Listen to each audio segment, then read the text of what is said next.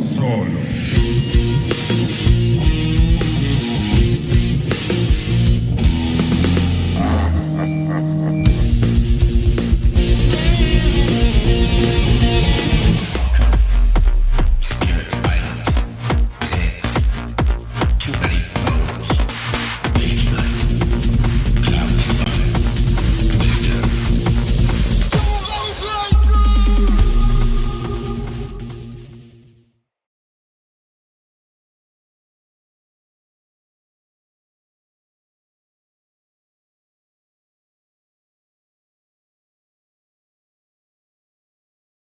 And hello! Alright, headsets in. Welcome to Solo Playthroughs! This is 6 o'clock Eastern Daylight Time. This is the OG way that I did this. I used to stream at 6 o'clock once every other week, I think, for a while. Then maybe went every week, and then we just went every day. I don't know.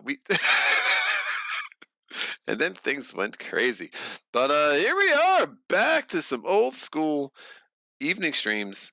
Saget did stop by. I don't know if he's still here now. He apparently he says some crazy things, like we still haven't seen the bird dude. I may skip this time. Want to be as surprised as possible. I have seen the bird dude twice now.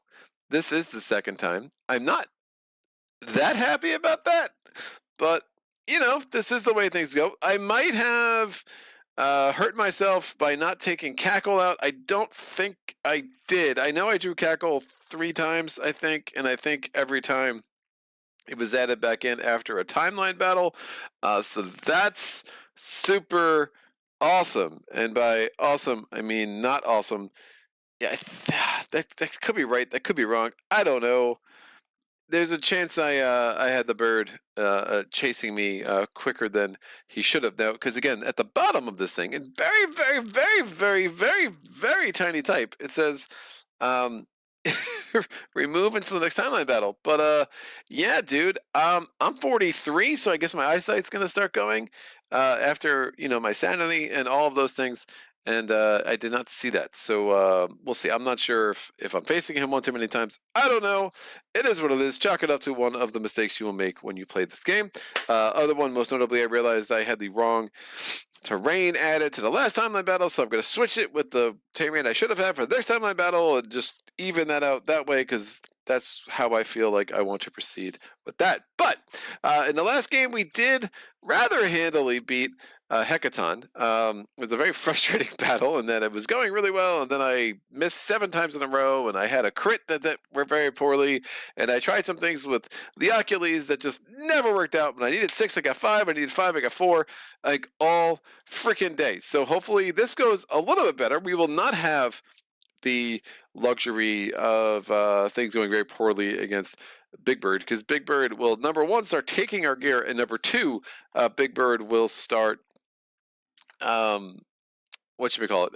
If as soon as I think 2 Titans die, this thing is over. So if someone could jump in the chat and let me know what is happening, and make sure this sounds good, that would be great.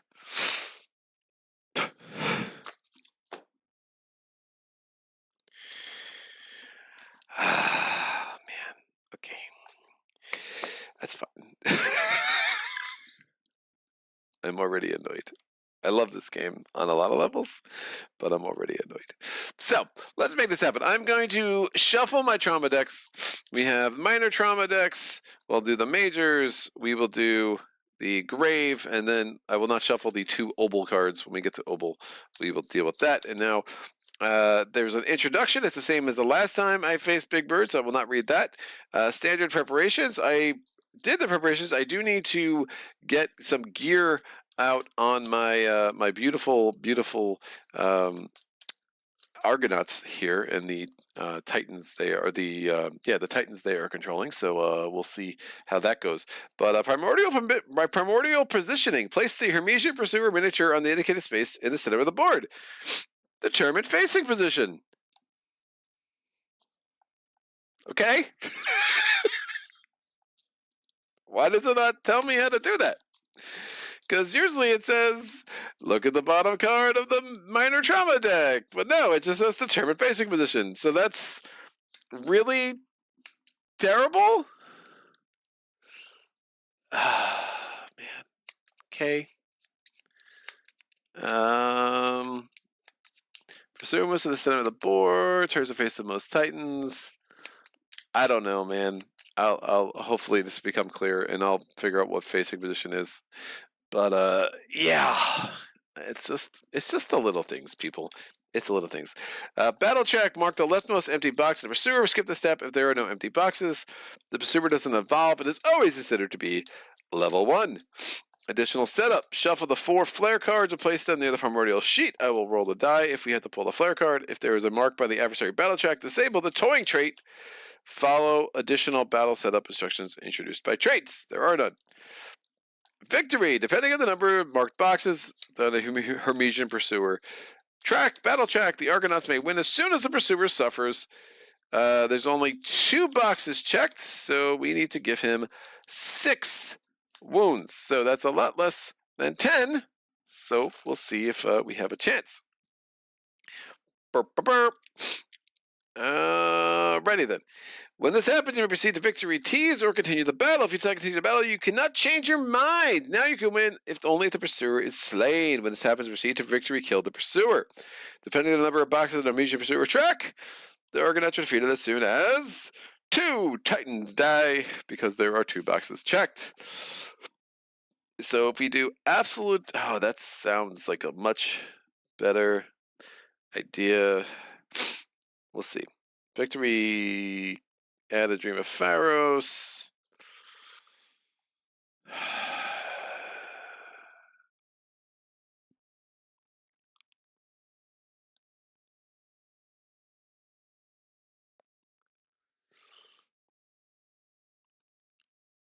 All right. We'll see. I don't think I'm going to be in a place to try to kill this dude, but determined facing direction is like a really annoying thing. All right. Towing. See additional setup. Apply the following modifiers to all Hermesian pursuer attacks. 1 plus.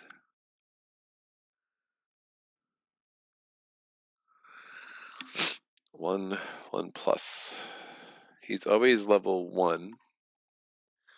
So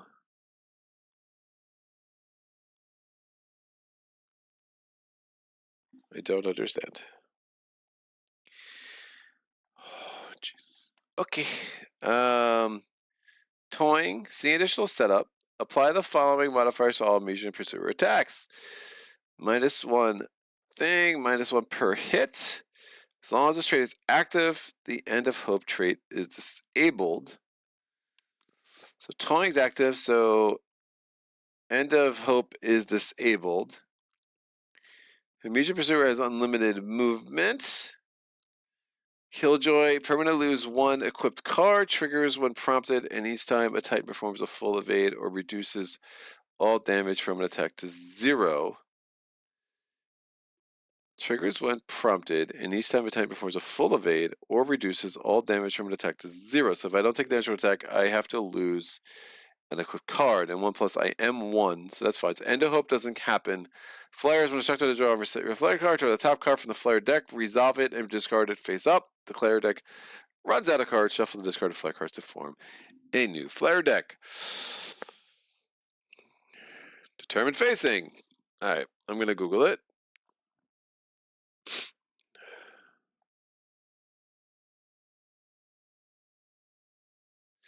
I just got a long text from my contractor. I will talk to you later, Chris. Someone's live on my YouTube channel. That's amazing. I should check into that. All right. Hermesian pursuer. Determined facing direction. Why does it not tell me?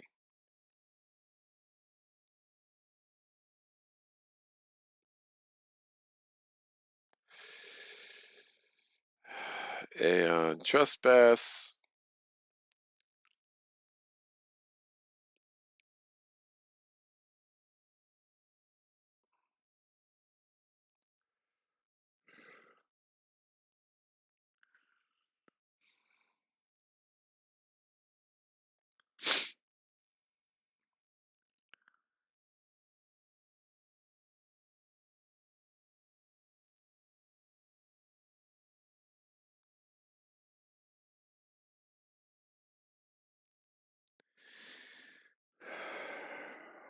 Okay. Determine facing direction. Set up.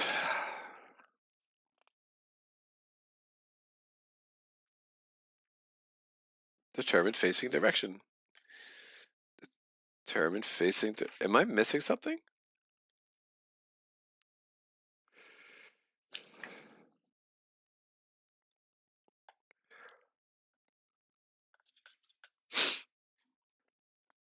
I'm assuming then it's going to be look at the minor trauma deck.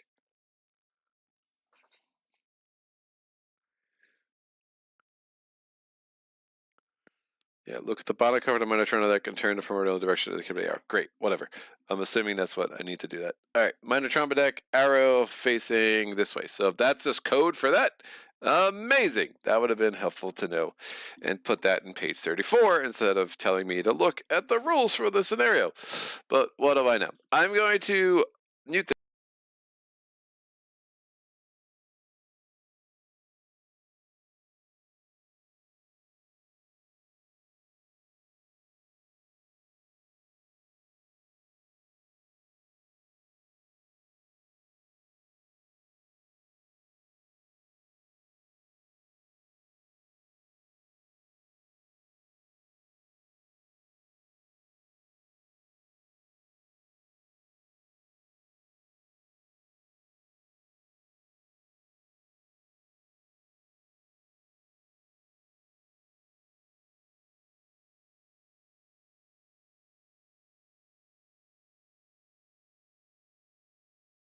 unmuted.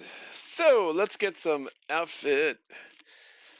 No one wants to see Big Bird today. Where is everybody? You're all killing me.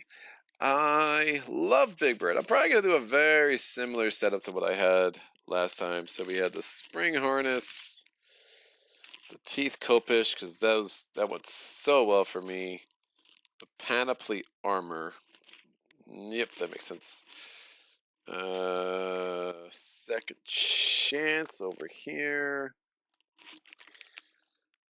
Gain the priority target for... No, she already has the priority. Whatever. We'll give Siren Teeth second chance. Kratos Copus.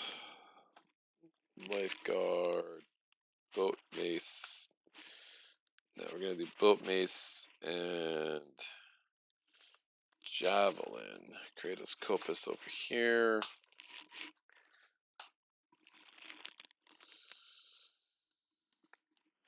Siren Shield. Make sure she survives because she has the Iapetan strain. So 2 hands, 2 hands, 2 hands, 2 hands. So hand stuff is... oh, what?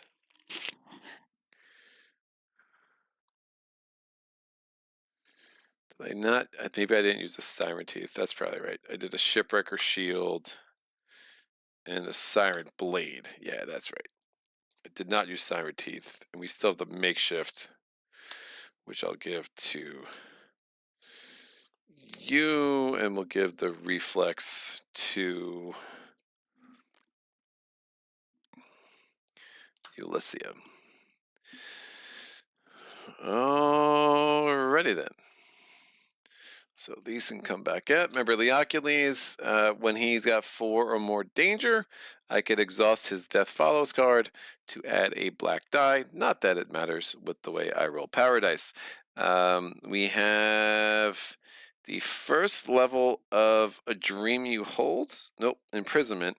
So I can reduce pushback. So I have level 2 of imprisonment, so I can reduce pushbacks by 1. I can also reduce knockbacks by up to 2. And then Titans adjacent me still have +1 precision. Remember, Raz can still not be the last one to act in a round. Raz will be first because her rage is highest. We have Only level 1 of Siren Survivor. Haunted does not matter for battles. Siren Survivor, discard a condition token or X that to discard a condition card instead. And then finally we have Minoan Heritage, which will allow me to get +1 movement if I want it. And then we have the stand-up ability. We're just at level 1 of Summon Waiting and Minoan Heritage. So those are all on my Memos cards. This is the Flare deck. And away we go, I think. I don't know. We'll see. I'm going to get my starting battle plan card. Booyah. So number 2. Or body part card, not battle plan. I keep saying battle plan because, you know, BP. And we'll do the starting AI card. It's number 5. So we will go there. We have the extra cards up here. We have the Kratos cards and the Moros cards in case we need those. Kratos cards we need when our rage goes above 9, and Moros cards we need when our fate goes above 9. Is that correct?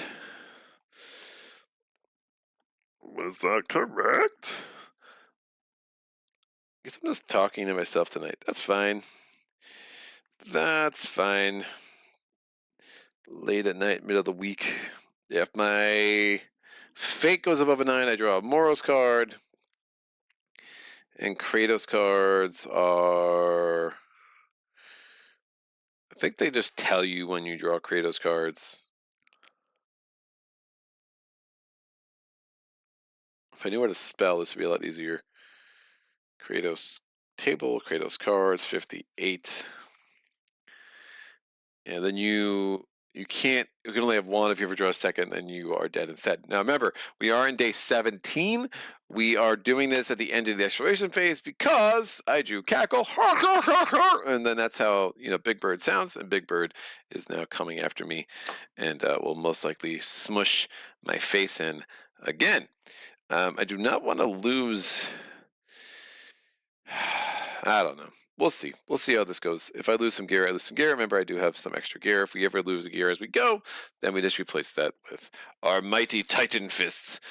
We have 2 Argo abilities. I should find those suckers before I forget. Where are my tech cards? They are over here.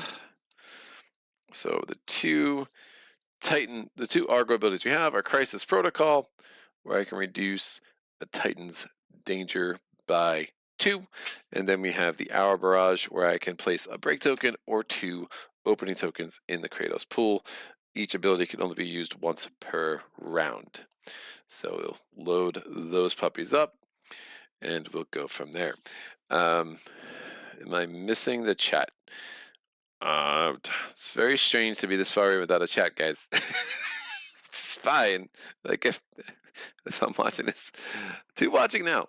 I think there are 2 in, but we'll see. All right, I guess everyone else is as sick of Big Bird as I am, which is understandable. So we're gonna do the first AI card for Big Bird. The next AI card is gonna be number 2. So, oh, by the way, we do have some terrain laying out. I should say what these are. So we have our columns. They, again, obstacle, obscuring, indestructible. And then Ambrosia Pool. Ambrosia, when a Titan ends its movement on this tile, voluntary or not, it gains 1 Ambrosia token. If a Titan starts its turn on this tile and doesn't move until the end of its turn, it gains 1 Ambrosia token. If a Titan moves through this tile but does not end its movement on it, roll a d10. On a 6+, gain 1 Ambrosia token. Now, Ambrosia tokens are a problem because there is a limit to how much ambrosia you can have. I believe that is 4. But, I mean, it does sound so delicious. 58 and 63. Your ambrosia limit becomes X, or increased by X. Ambrosia limit does not stack, but X plus X are cumulative. That's useful. It's raw state, blah, blah, blah. When you take other effects trigger, if you tokens of self until you exceed your limit. Each Titan has a limit. Unless the Titan sheet or gear card say otherwise, your ambrosia limit is 4. If you have multiple elements that modify your ambrosia limit, choose the one with the highest one, and then apply bonuses and penalties to that limit, if any.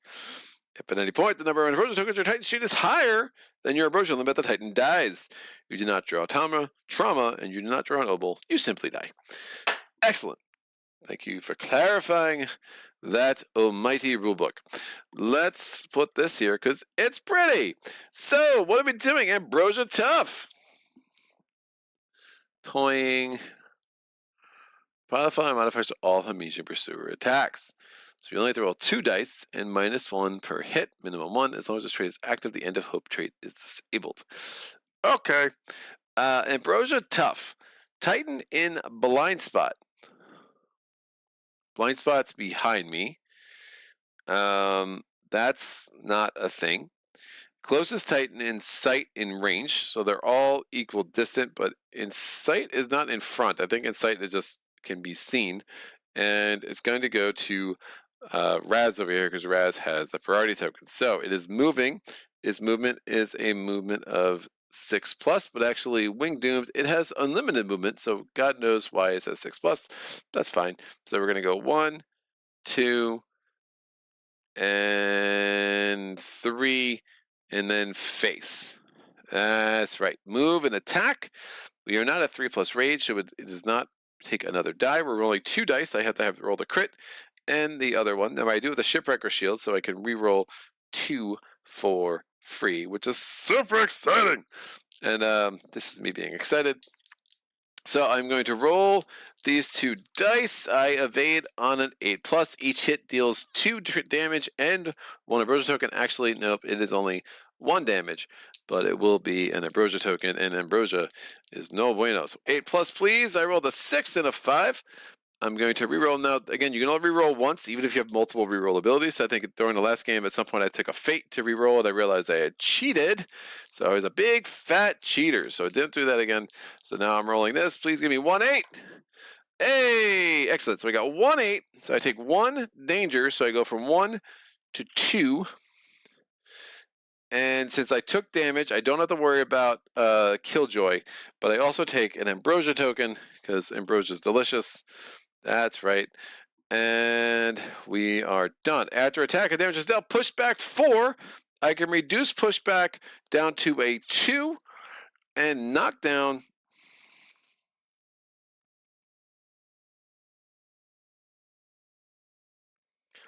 I thought knockdown requires adjacency. I think that's so dumb.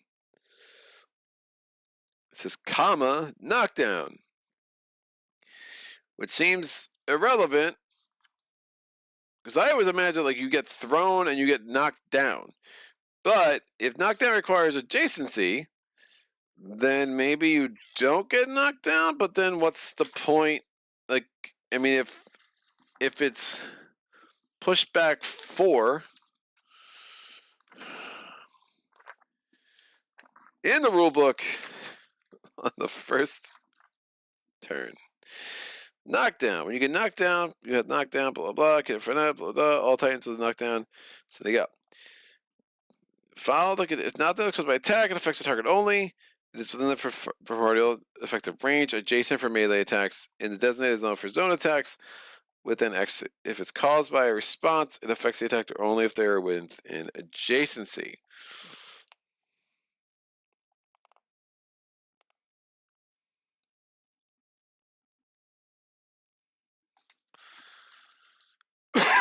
Sorry about the cough. Aeon Trespass, pushback, and knockdown. Not adjacent. Doing it the solo playthroughs. Watch Greg Gould things.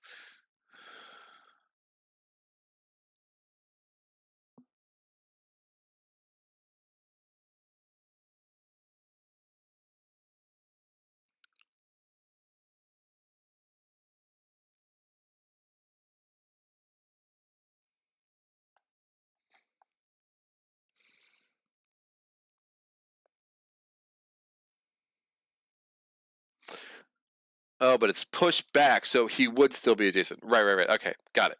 So I reduced pushback by 1, so I'm only getting pushed back 3. So 1, right, because he's still going to be adjacent. It's not knockback, it's pushback. That makes sense. So 1, 2, 3. So I don't get pushed in the column, and I get knocked down. So I do get knocked down because Raz just likes to be on her ass. She got knocked down the first turn last time. So we're going to give her the knockdown card. All right, it's going well. This is out. I don't have a reposition. Yeah, there was nothing I could have done to avoid that. That's fine. Oh, she took damage. So I do need to take a minor trauma card. Marked for glory. You may gain the priority token. If you do, gain +1 precision. But I already had it. If you already had the priority token, take gain 1 precision token. So great. I have +1 precision, which will be super helpful for when I am knocked on my ass. I think this is precision. Who knows? These tokens could be better. All right, this is out. This is over here. Whee! All right, so that was the first AI. So we got through it. We figured out pushback. It was pushback. She does get knocked down. And of course, I have 2 people. Maybe if I was making her the party token, I should have given someone else. I should have given her the thing that where she could stand up, which is fine.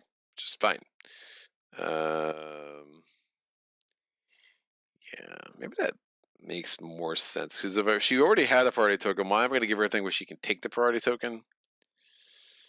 Let me do that. I'm going to give her. I'm retconning this a little bit, and you can send complaints to solo playthroughs Philadelphia. But that actually, I never used that last turn. It makes a lot more sense. I want her to get up to 7 damage because it really helps with the Siren Blade, but I don't want her to die because then there's no point in her being a 7 damage. So it does make sense to have the Ares Alos somewhere else. And yeah, so I'm gonna do that. Great. 1, 2, 3, 4, 5. You are just outside. Oh nope, my movement is 5, so I can get there. He's got a ranged weapon, so I can pretty much attack with everybody. Most excelente. That's right. So we're gonna do spring harness. I'm going to. You can. Yep. So we're gonna stand up. I have to take a fate for this.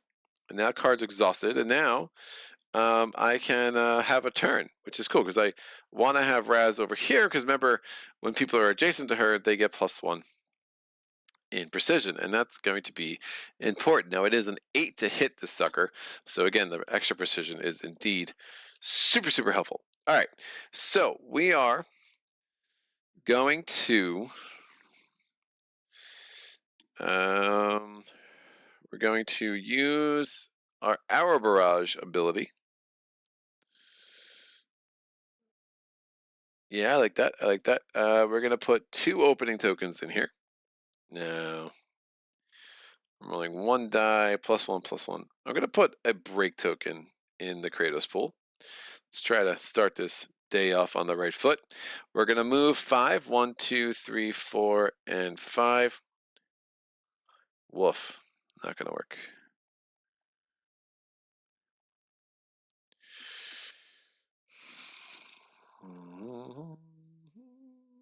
So this goes away. Oh, I have a reposition. Yeah, that will be fine. So 1, 2, 3, 4, 5. And we are going to do an attack, which increases my rage. I go from 1 to 2. I keep the priority token. Remember, my precision is 1. I'm rolling 1 die, so it has to be the crit die. I'm going to hit on a 8, but I hit on a 7 because the Siren Blade is +1, and I hit on a 6 because I have this precision token because I, my friends, am marked for glory. 6 or higher, please. There you go. I rolled an 8. Excellent. So I'm going to draw the top body part card. I'm going to, in case I miss, I'm going to roll that 1. So it's going to be the bottom card. I do count bottom to top because I'm a weirdo.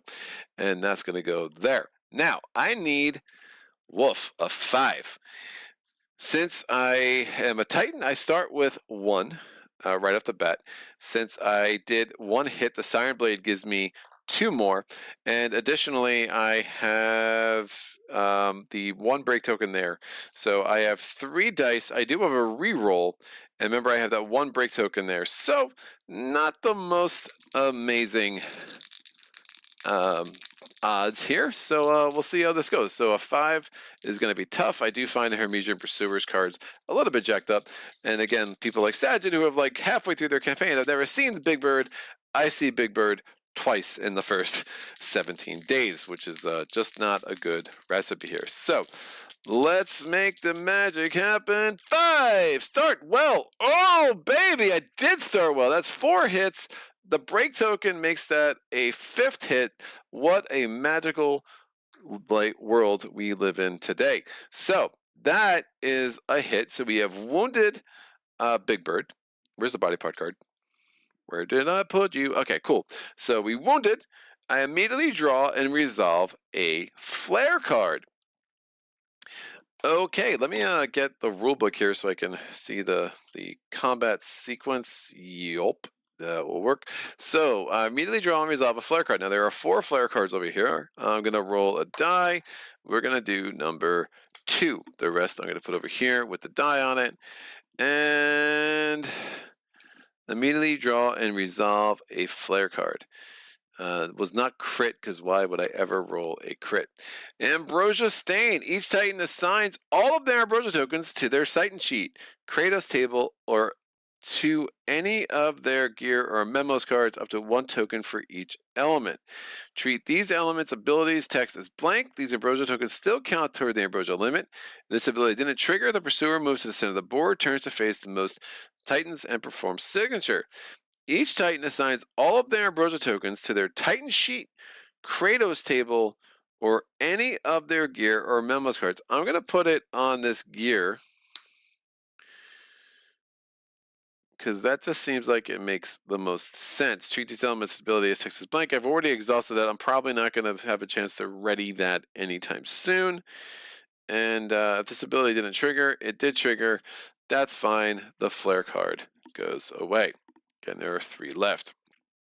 So, wounded that. This now goes in the body part pile, and we can put a die on there to indicate that we need 10, or we need 6 at minimum. Maybe we'll go for 10 if this is going super well. Probably not.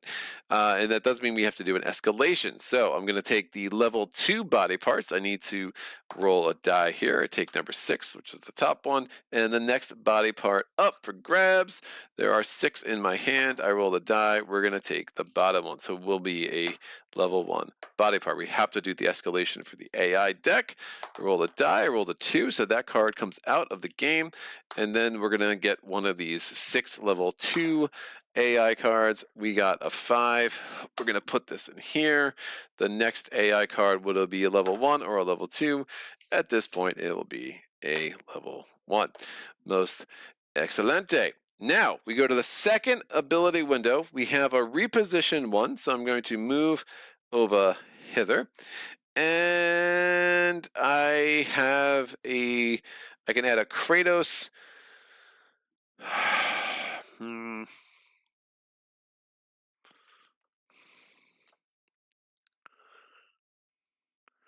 actually going to move over here, and I'm going to add a break token or a opening token.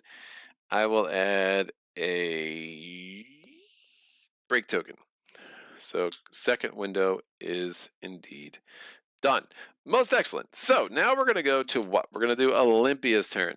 Olympia has something to say about what's going on here. So she's going to move 5. 1, 2, 3, 4, 5. There she is adjacent to Raz. So we will get +1 precision thanks to a dream you hold. She's going to get 1 rage here because she is on an attack. Now she's going to attack with the Kratos Kopis. She's rolling 2 dice, including the crit die. We have +1 for the Kratos Kopis, and we have +1 because we are adjacent to Raz. So Raz gets +1 because, again, she's marked for glory, and now she gives her friends +1 too because she's super, super generous. So rolling these 2 dice, I hit on an 8, I hit on a 7, I hit on a 6. 6s or higher, please. I got 1 6. Well, that crit die is garbage. So we're gonna take a fate to re-roll this. 6 or higher, a 9er. There we go. So a 6 and a 9. Most excellent. That is indeed 2 hits. Now, because I'm a Titan, I get 1 red die. We get 2 more dice here. Now I have no re-rolls at all, but I can take a danger to add a second break token into the pool. I really want to kill Big Bird quick. So we're going to draw the second, the top body part card here. The next body part card coming off is going to be number 4, which will be another body part 1. We'll put that there. Now I need 4 to win. That's a thing. That's the thing that's happening. So I need 4 to hit this sucker. I have no rerolls because I'm not nearly as cool as my friend Raz yet, because my rage is less than hers. So here it is. We got 2 break tokens that should help. And oh, so terrible. I rolled a 3. Why did I roll a 3? Because that's what I do. A reroll here would be super helpful. Psh, no, we don't have one.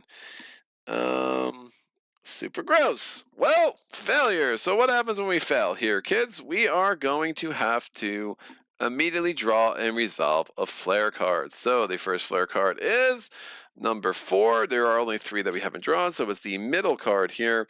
Ambrosia Harrow. Each Titan gains as many fate as they have Ambrosia tokens. If this doesn't trigger, blah, blah, blah, it does trigger, so Raz gets a second fate. No one else has Ambrosia tokens, so not the biggest of deals, but alas, that was rather disappointing. This goes here.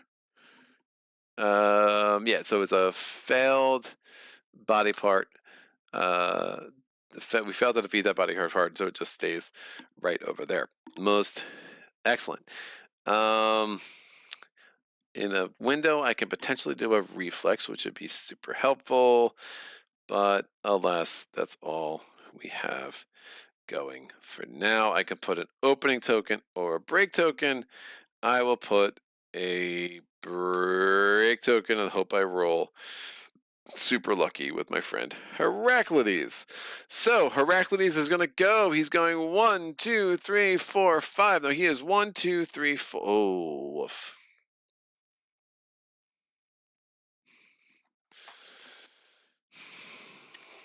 One, two, three, four, 5. Woof.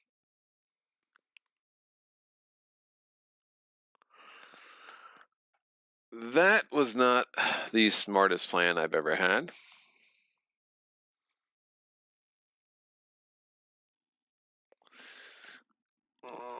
No one's got 2 dangers, so I can't get +1 movement. Shoot.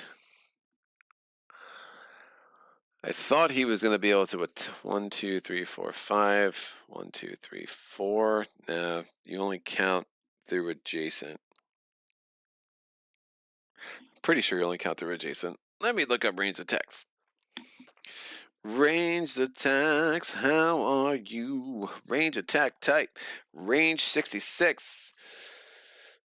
Pretty sure you only count adjacent. That's pretty not ideal. So to attack, you must be at least X. Because that's stackable. That was super helpful, guys. Super freaking helpful. 66 range attack. So 41. God, this rulebook is simultaneously amazing and garbage. All right, within X spaces of the target. And by the way, we count range.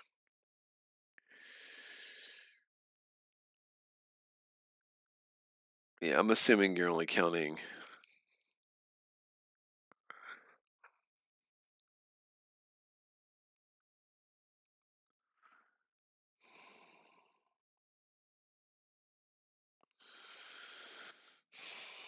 Range attack within X spaces.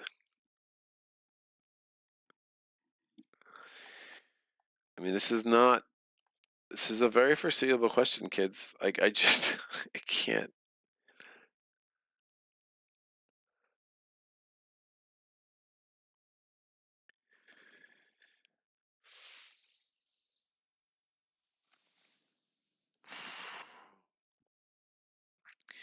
Fewest number of spaces, one spot at a time. Because I think it's like Madara where you move only cardinal directions, but you actually have range attacks that are diagonal too. I'm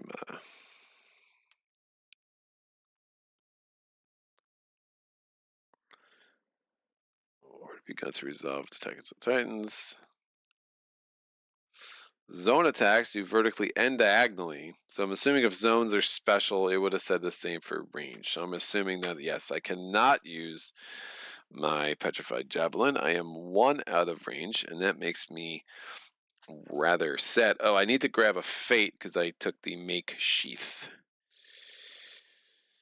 But not attacking with Heraclides and Leocules means that their rage is going to be rather small, but they are letting the women do the dirty work so far. And that's it's about right. It's about right. So, yikes. We will go 1, 2, 3, 4, and 5, and 1, 2, 3, 4, and 5. We are not attacking with either of those dudes. All right, AI cards. We got 1 wound. That's fine. It's probably better than what I did last time, where I was super struggling. But again, as soon as 2 Titans die, this is game over. So cannot have them die. Target. Priority target. In sight, in range. That is indeed Raz. Raz is both in sight and in range. We're moving and attacking, so we're moving 1, and we're attacking. Oh, man. I should have predicted that. I'm going to go there. That was dumb to not leave him within 5, because, again, target, getting adjacent to... I don't even know if there's pushback or anything, but getting adjacent to... the priority target was absolutely the most likely movement for Big Bird here. So it'd have been really dumb to not get myself in a place where I could have attacked. 1, 2, 3, 4, 5. That is correct. So I wanted the center, but obviously needed to get myself in range to attack. Next turn. Great. Each 1 hit deals 3 Fate and an Ambrosia token. 2 or more deals 5 and 2 Ambrosia tokens. If I'm at 4 or more Fate, there's some badness that happens. Now, again, it's attack of a 3, but because of towing, it's only attack of a 2.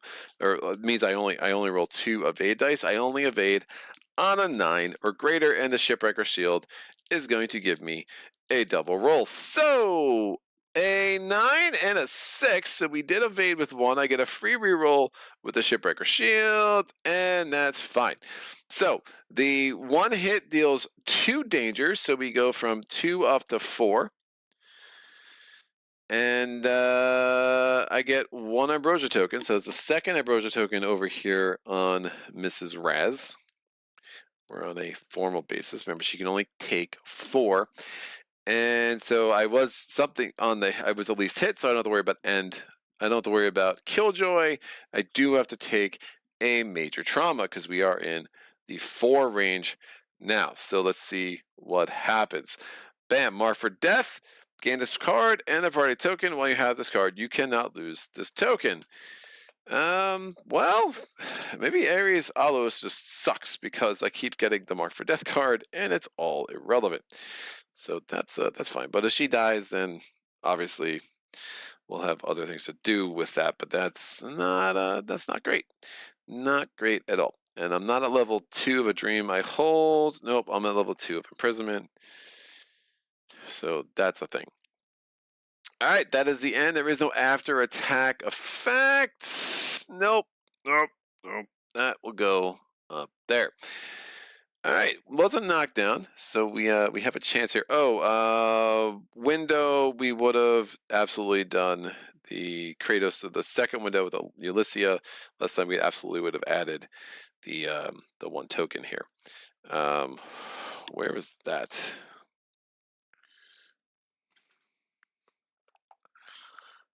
Is that in the right spot? Nope. Pursuer battle. Yep, that is there. Okay.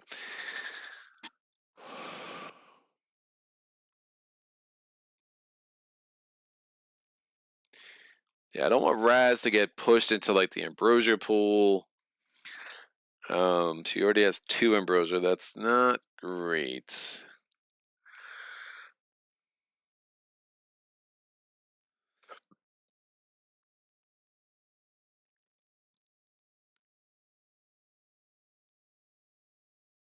Mm.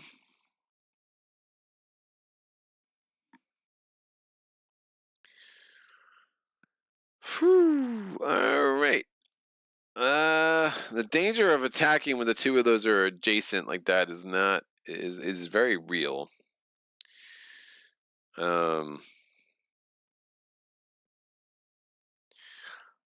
Because they could both get pushed and all sorts of bad things could happen.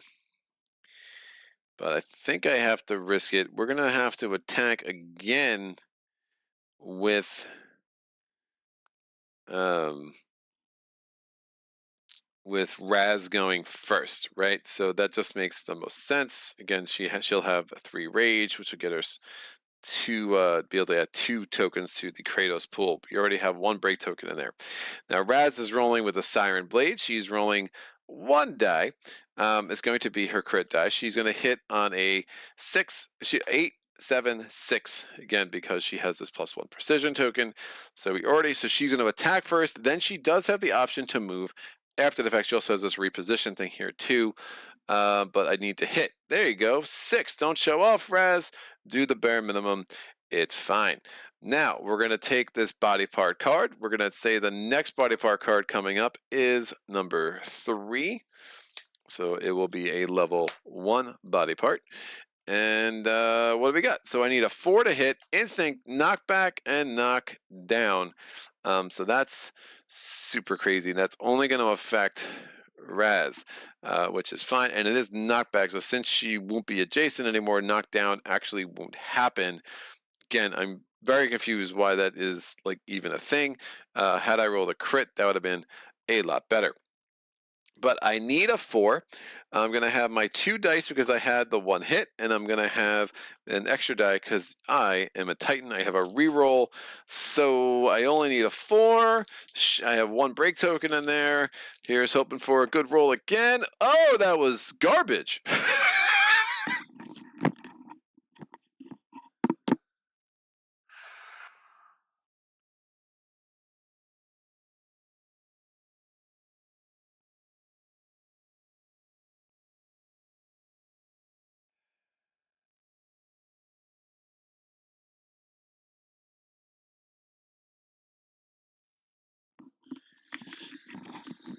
All right. Well, my reroll can't do anything for me. Joey, what's up, sir? Hiya. It's quiet in the chat with that statue around. Yeah, you were telling me. So I get to roll that. Oh, look at that. I got a 3 and I needed a 4. Who is surprised? Who is surprised?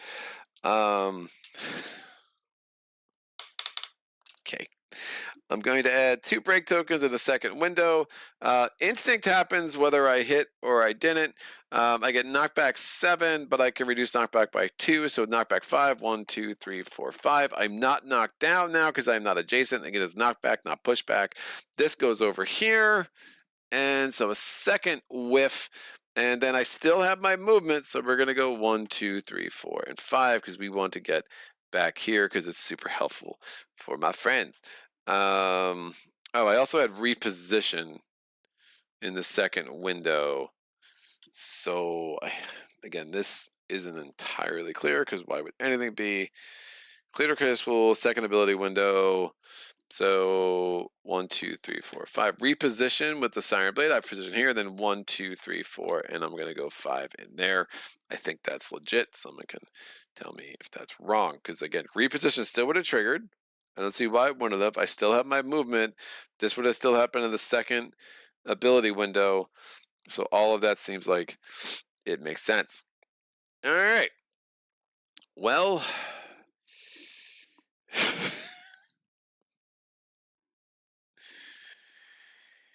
Yeah.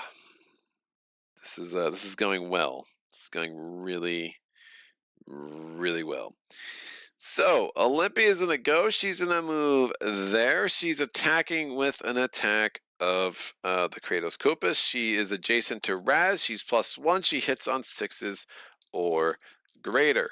Bam! I rolled a 3 and a 9. Take a fate. Let's do it again. Give me a 6. I rolled a 5.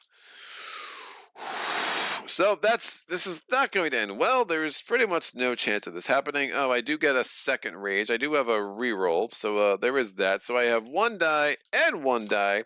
That's all she wrote here. Body part, please be a 2. I don't think the Hermesia Pursuer has any 2s. No, it's a 5. Yeah, we can't possibly do this. That's a 4, so the middle one. I have a billion Kratos tokens, doesn't matter. We're failing this. Yep, that's a 3. I have a reroll. Great. It's still, oh, it's a 4. Great, because I always have to miss by exactly 1. That's my goal. Since I immediately draw and resolve a flare card, and that goes up there. I am super tilty right now. Alright, if there are 3 plus red tokens in total on all Titans, the Pursuer performs heal. If this ability doesn't trigger, Pursuer moves to the center of the board, turns to face the most Titans, and performs signature. Woof. That's garbage. And I knew the Flyers, I'm moving that guy there instead of what I did. Because there's no way I'm going to have him get stomped on, because that is just not happening right now. So so this is the thing. So he performs signature. So we're performing to the center of the board. So it's going to go 1, 2, 3, 4, 5, 6, 7. And what is signature? Yeah, because again, the center of the board, all the flare tokens said that center of the board crap, so clearly staying in the center of the board would have been a terrible idea. The signature is closest Titan in front. There are none closest Titan in sight. That is indeed going to be Leocules. So, facing Leocules to attack. Each hit deals 2. I roll 4 dice. Instead, I just roll 3. Each one deals 1 danger as opposed to 2. Again, we're still playing with toying. We only have 1 flare card left. Woof. So, I only evade on a 10 or better. Well, I got 1 evade. So that's 1 hit. And then I can use the Siren Panoply Armor to try to reduce damage from another hit. So I'm going to roll this 1 die. I'm not going to reinforce it because I want to actually take a hit, because I don't want to have Killjoy track. I did roll that, so I reduced that hit. So I only take 1 danger. And since I took danger at all, it's not a thing. Signature does not give ambrosia, and I do not have 3 plus fate. So, most amazing. But I do have to do a minor trauma draw. Place a Z labyrinth tile under your Titan. I have nothing to get rid of that, so now we have to deal with labyrinth tiles, because clearly that is exactly what this combat needed. Holy shit. Alright, here we go. Labyrinth, red lines, blah, blah, blah. This is not a labyrinth tile. This is an imposter. You imposter. There we go. This is a labyrinth tile. Put it under my Titan. Great. I will put it... Oh, that's terrible.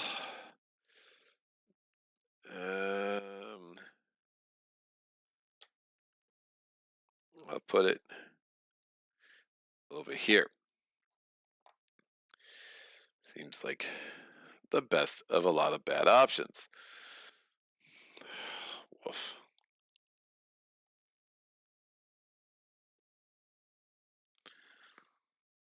Just everything's getting in the way.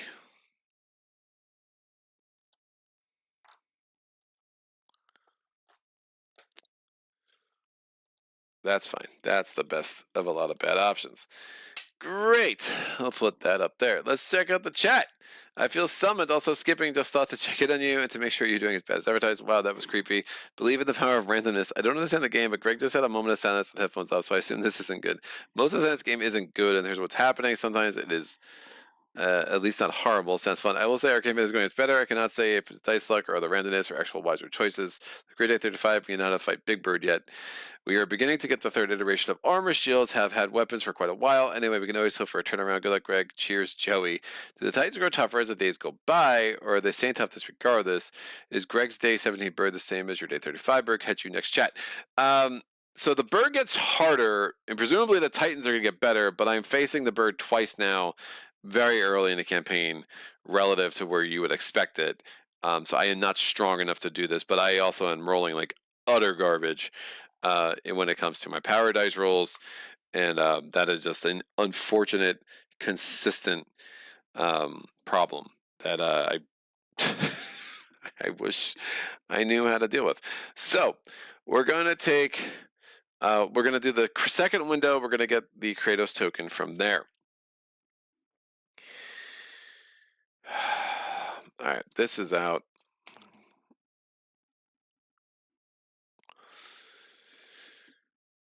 And lovely. Raz, I want higher. One danger there. Everyone's pretty good on danger. Enemies level based on how many fights you've had with them. Your stuff levels based on tech. Yeah, that's well said. So well said. Woof.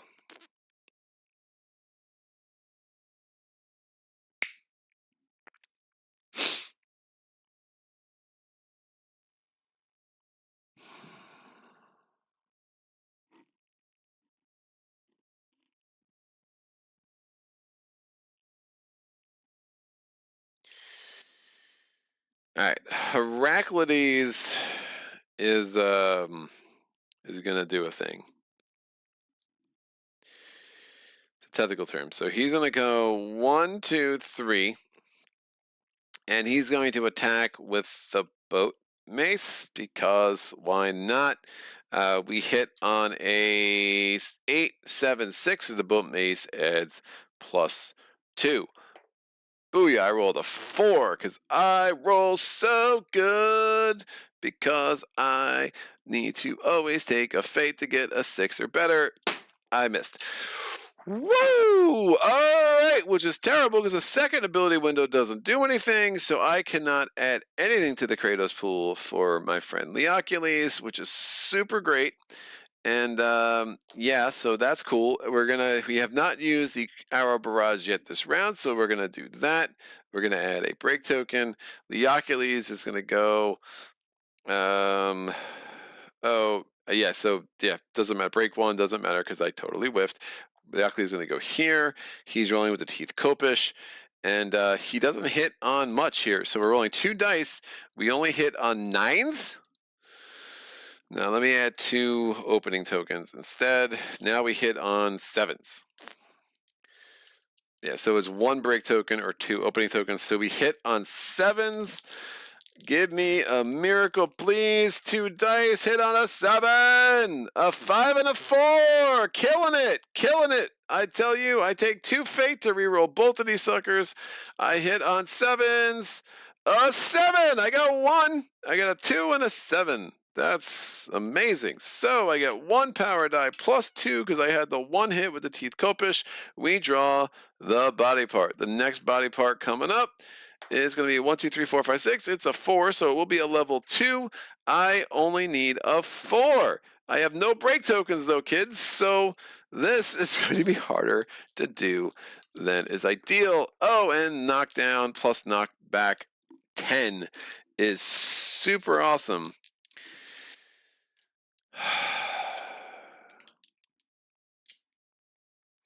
Yeah, this is unlikely to work because everything's a 4 or higher, and then we got some stuff here. Oh, my rage should go up to a 1.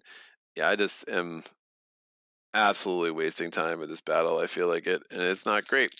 So give me a 4.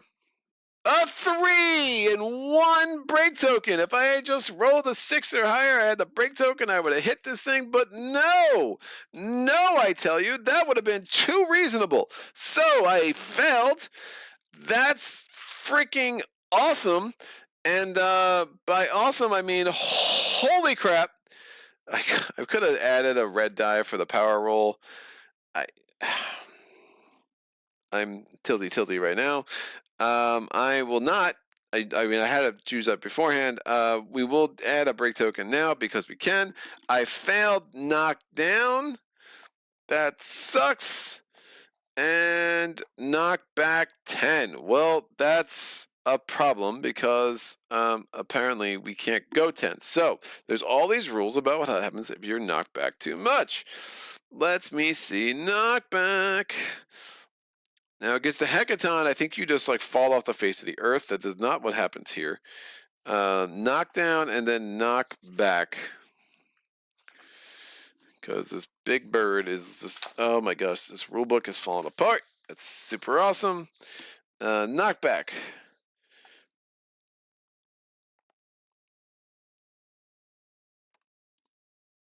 Continues to move along the board edge if possible, away from the source. But I am also going through this ambrosia pool.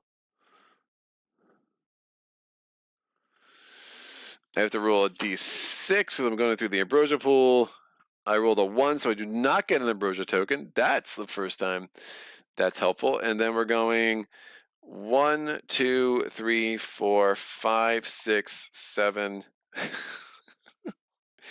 8, 9, 10. I'm over there. There's a square there, and we'll just remember that. And I am knocked down, so we get the knockdown falling card, and you'll just stay there and be a good boy. That's out. So 3 failures in a row.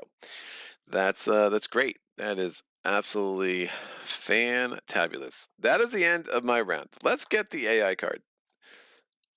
Is it really the? I think I was. Did I not roll to see what the next one was? I can't remember. When the 2s, I know I rolled for that. When the 2's on top, I get super skeptical because it got added, and then I pulled. I don't think I rolled. I think I would have remembered that. Yeah, I think I assumed I would have, done a wound. So this one, it is the level 2 one. Anyway, so in case I rolled, we got there eventually. Drag and drop. Target is the priority target in range. I mean, this dude's range is unlimited.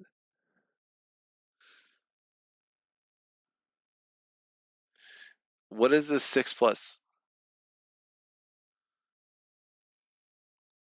It's 6 with an asterisk. I mean, that's stupid.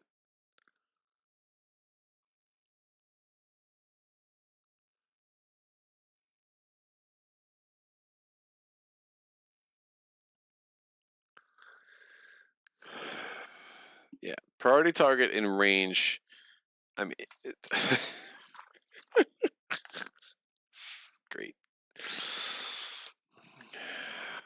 1, 2, 3, 4. I mean, it's definitely in range there. I think it's gonna stomp on a bunch of people. A bunch of people getting knocked down. Like this is just a whole bunch of bad. Priority target in range. This is the rule book. All right, we're good.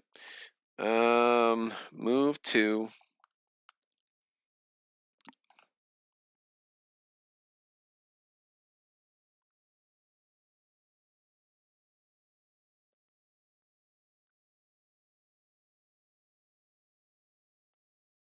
Everyone's going to be knocked down. My whole round is going to be just standing up.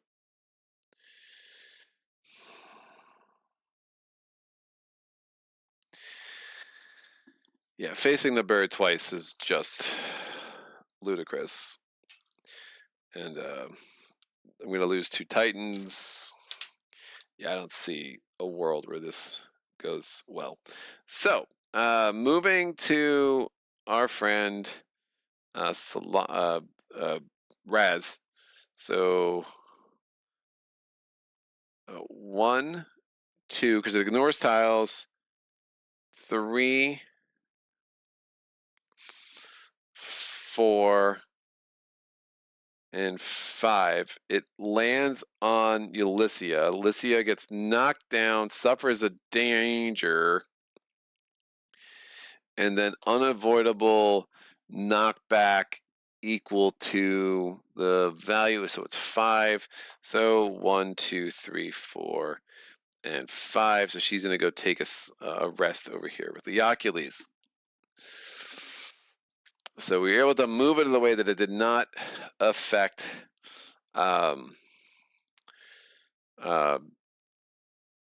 Herodotus. Is that your name? That is your name. No, what's your Heraclides? But we were not able to save our friend Olympia. All right.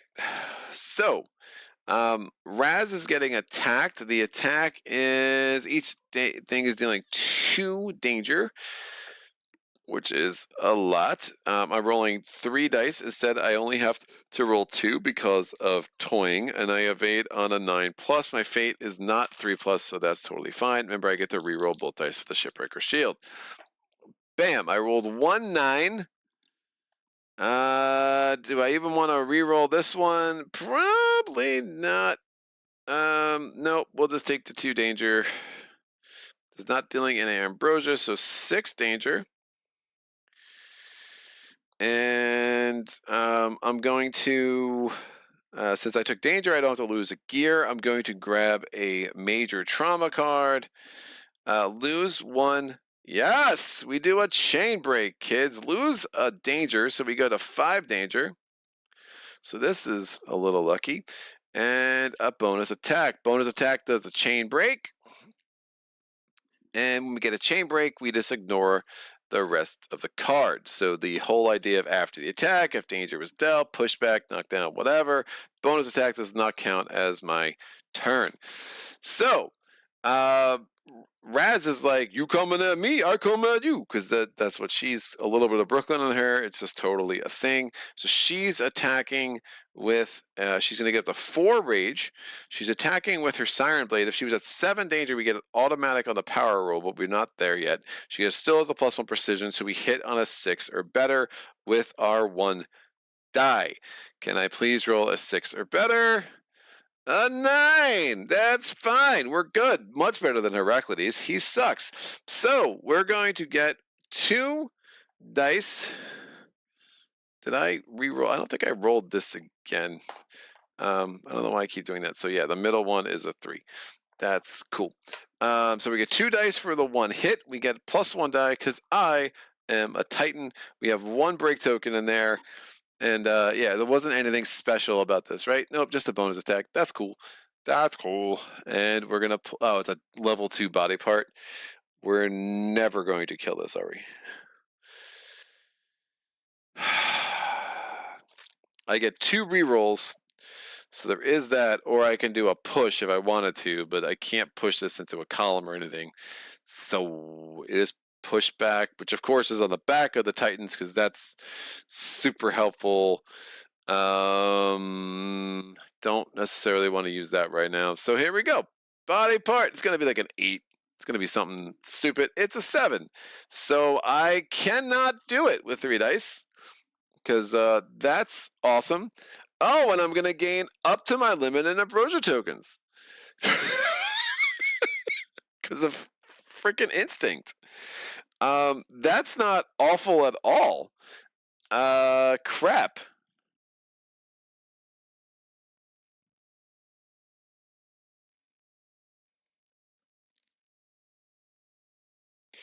Well, she is marked for death. She does have a very cool weapon, but she hasn't lost anything yet. I might as well just give up on this. Yeah, we're rolling 4 dice, and I can't get those 7 with 4 dice. So, bam, excellent. How exciting! Great. We're gonna go to the second ability window. Add 2 break tokens. Instinct. We gain 2 ambrosia tokens. Again, our limit is 4. We are at our limit.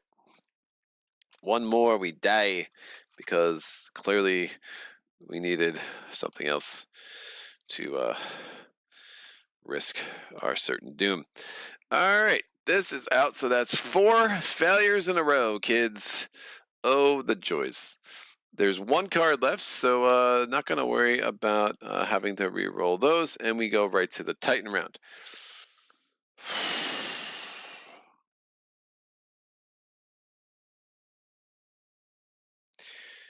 Raz can't go last. Well, nope. Oh, cool. So Olympia can exhaust this to stand up, so she'll have a turn too, which is super nice. Raz is going to move 1, 2, or 1, 2, 3. I don't know. You decide. And she's going to roll again. +1, +1. We hit on a 6. Her rage is going up to a 5, which means she will have another die to roll. And 6 or higher. I rolled a 5. If I miss, swear I'm going to flip this table, which I can't, but hey, a 9. I mean, yeah, this table is too big to flip, kids. Just being absolutely clear. All right, body part. What do we get?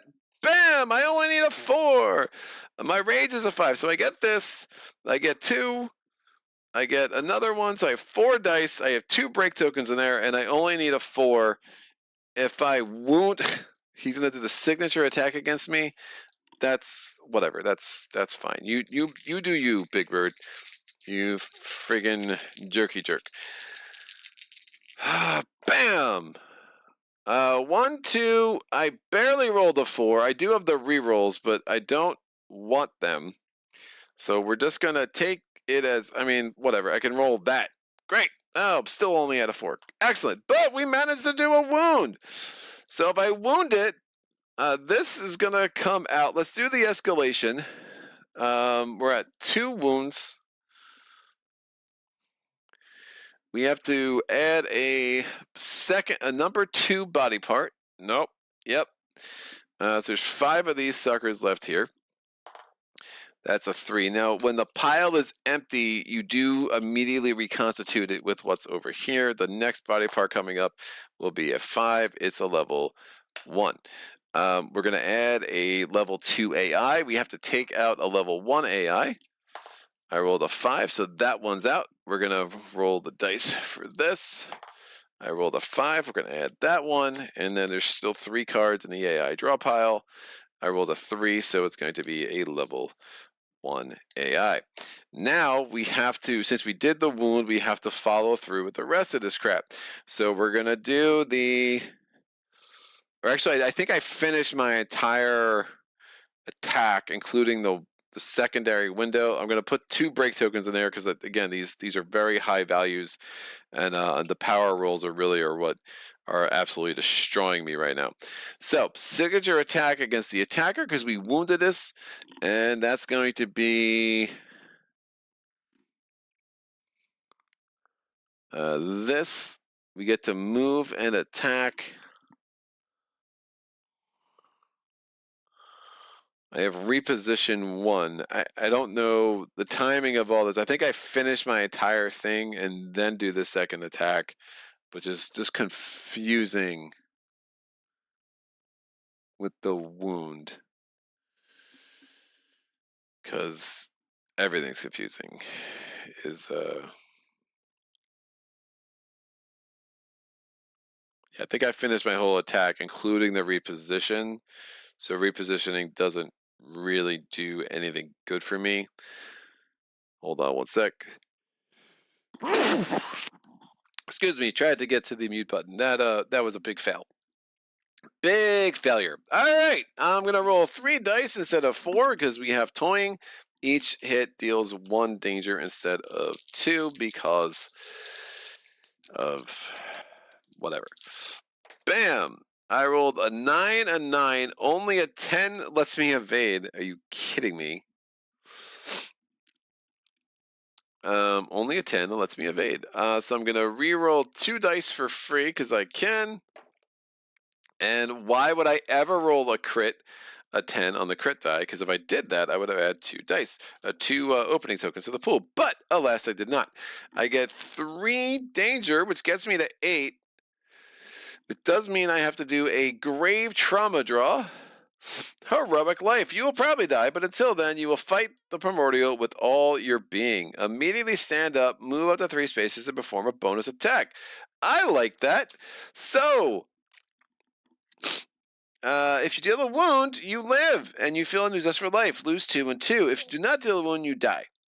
If you have the Spark of the Dead Gods technology card, roll a d10. I do not have that. Shuffle this card back into the trauma deck. Great. So we're doing another attack. So I have 6 rage right now, which is a lot of rage, people. And I'm attacking with the Siren Blade. I hit on a 6 or better. This precision token has been super huge. But I really do need to roll a 6 or better. I rolled a 4. If I fail, it just, the stress of this all. Crit! What is going on, baby? All right, we have a crit chance, which is super exciting. I have to shuffle this back into the Grave Trauma deck.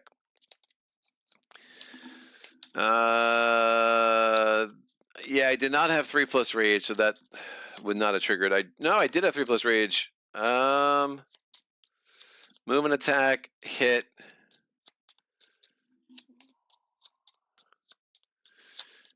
I think I do the draw and I interrupt the rest of that sequence for sure. So I think I do the draw as soon as I take the trauma. That wouldn't make sense otherwise. That'd be super weird. Because it's knocked down, knocked back. Yeah, pretty sure you do the trauma draw as soon as you take the attack, and then the rest of the attack is negated because it's a chain break. All right, so we're taking this body part card here. I need to roll a die. There's 5 cards here. I rolled a 1, so it's a level 2 body part, which was hiding on the bottom. And I only need a 4. Now, I gotta hit the crit chance. Oh, so I would ignore all this. I gain a Memos note or chosen memos. Amazing. I get 2 plus another one plus 1 because I'm a Titan. So I have 4. We got 2 break tokens there, 4 dice. I have 2 rerolls. What's going on? That is just a horrendously bad roll. And I get to reroll 2 of them. Hey, there we go. That is excessive. I actually rolled 4 with those 2 dice rerolls, so that was very nice. So since I succeeded, I shuffled the sucker back in here. Oh, it's on the bottom. Great, but I did shuffle it back in. So -2 fate. Oh, I have the +1 here with the Siren Blade too, so I was very good. So -2 fate, -2 danger, so I don't have that +2 anymore. +1 anymore with the Siren Blade. And I live! Excellent! I like living. And since I did a crit, I gain a Memos node for a chosen Memos. I will choose the...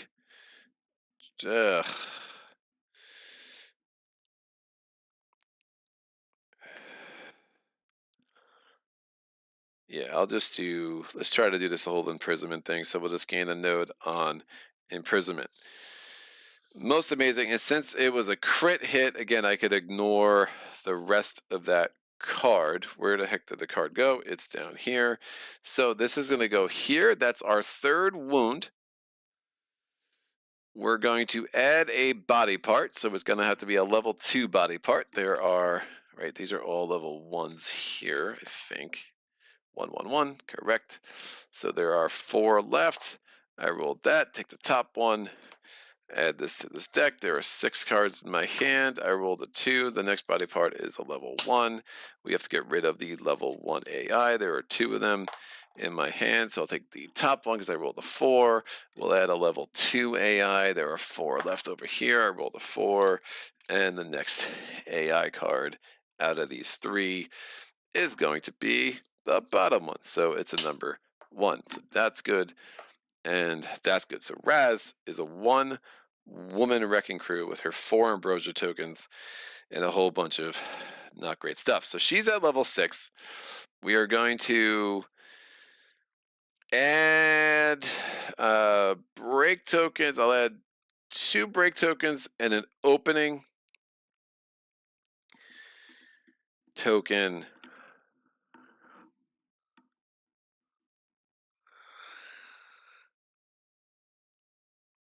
And we can reposition. 1 will reposition here, which is going to give me some opportunities to do cool things with my friends. my friends, except Heraclides only has one rage, Leocules only has one rage, and at least Lycia only has two. Raz over here is up to 6, which is just a whole lot of rage. But she started with 1, she had 2 bonus attacks, and she's attacked every round, so that makes a lot of sense. Leocules is going to be standing up, so he will get up and try to do something cool next turn. We are going to do something with Ulyssia. Gotta go. Good luck. Thank you, Joey. Have a good night, sir.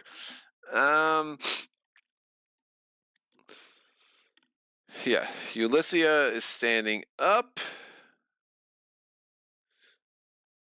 And we are at the edge of the map here. This is 1, 2, 3, 4, and 5. So move them down. I think they got shifted when I needed that node. Ulyssia is at 2 danger. She could add an auto break token.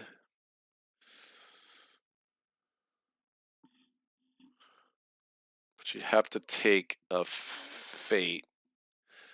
I'm not sure. We already got the 2 break tokens. I mean, honestly, she's not going to have that many dice anyway. So yeah, Olympia is going to go next. She's going to go. Ulyssia is the Titan. Olympia is the Argonaut. She's going to go 1, 2, 3, 4, and 5. She hits on a 7. She hits on an 8, 7, 6 because we're adjacent to Olympia, and 5 because there's 2 things there. So we're rolling 2 dice. Give me a crit! A 1 and a 5, so that's 1 hit. We're taking a fate to reroll the other one. Getting up to 3 fate isn't great, but I hit on a 5. A 1 again. That is unbelievable. So, totally screwed. We're at 3 rage. We're definitely missing this. This is not going to go well. So I have 1 and 1. I have 2 epic, amazing, extraordinary dice, kids. Woof. Hit on a 5. I'm super glad I did that. And I need a 5. I can't possibly do it. So I fail, immediately draw, and resolve a flare card. Oh, that's crappy. The last flare card coming up, there's no point to this. We're going to do the second window. We're going to add 2 break tokens. Whatever. The flare card, what's happening? Each Titan gains as many damage as they has Ambrosia tokens. If this ability doesn't trigger, oh, that's super bad.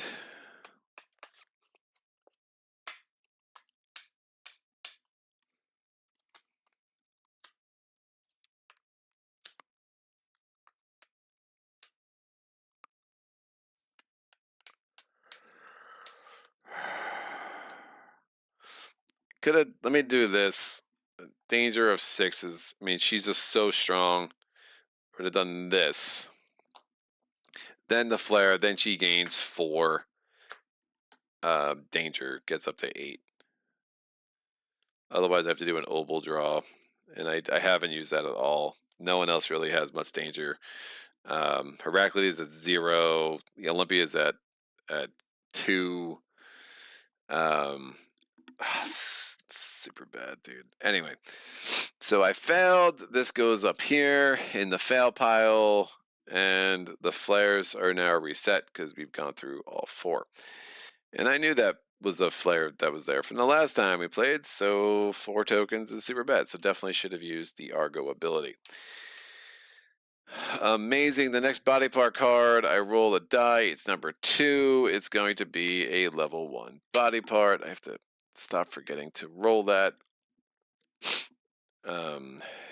And that's fine. All right. Heraclides is going to go. Everyone else has gone. Heraclides is going to go 1, 2, 3. There's 2 break tokens in there thanks to the second window with Olympia. He's attacking with the boat mace. He hits on he's next to Raz, so he hits on a 8 plus 2 plus 1, or minus 2 minus 1, however you want to count it. So hits on a 5, a 3. I am rolling so good. Hits on a 5.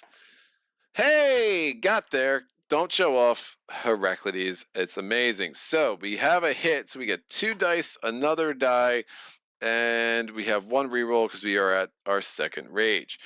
Alrighty then. So we're gonna draw the body part. I need a 4. Next body part coming up is 4. That is the one that's on top, so it will be a level 2, which is next. I finally did that correctly. 2 break tokens here, 3 dice. Chances are okay, not amazing. Instinct sucks, so hopefully this works. And excellent. Look at that good roll. We actually got up to 5, 1 more than we needed, trying something new. So it was not a crit success. Glad we had the +2 and the +1. But it was a hit. So the instinct says knockback 7, knock down. Knockback 7, 1, 2, 3, 4, 5, 6, 7 is not adjacent anymore, so knockdown doesn't happen. I am super confused about all of that and why it's worded that way it is, but you know, what do I know? That's our 4th wound. This will go here. We are adding another level 2 body part. There are 3 left over here, so I'm rolling this die. I rolled a 6, so we'll take the top one. We have should be 5 body parts in my hand, rolling the die. The next one up is going to be number 5, which is the body part I just added. We're going to take out this AI card. We're adding a level 2, and we have 3 level 2 AI cards. Which one will it be? The one on the bottom. Most amazing. All right. So knockback 7. And that again, that was instinct. Whether or not I wounded, it did not matter, but that is the end. We go to the second ability window. We're going to have a auto break token because of boat mace. We have, and just 1 window here, I'll put in a break token. So we need 2 more wounds to actually be able to consider this done. I've already used that this round, so I cannot reduce Raz anymore. She's obviously severe risk of super death right now. Alrighty then. So we are going to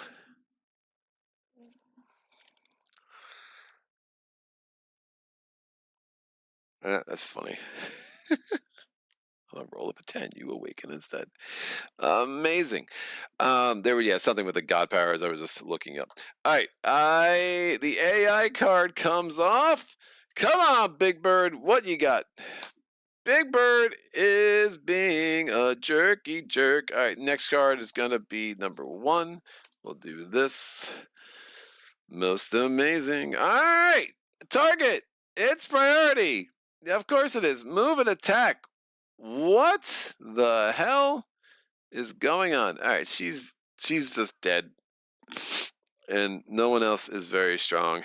I guess there are some rare situations where you could wrap a knockback around the corner and fling back to the Titan at the Primordial. All right, so Arson Fire. I guess there are some rare situations where you can wrap a knockback around the corner of the board to fling the Titan back at the Primordial, making the knockback and knockdown fully work. So you have to work hard to set it up, though. Yeah, it's really freaking weird. And like, why would you want to set that up? But Raz, it doesn't matter because she's either gonna die from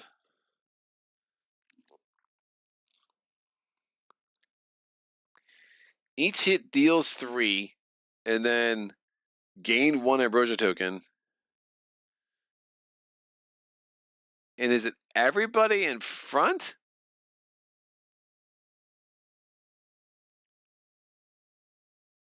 Whoa. I don't know what's going on with this. It's a very... So is it also attacking Ulyssia? Because we're going 1, 2, and then there's like a front thing, and like, why is it attacking everybody there? Because that doesn't make any sense. So it just finds one target and then attacks everybody it can.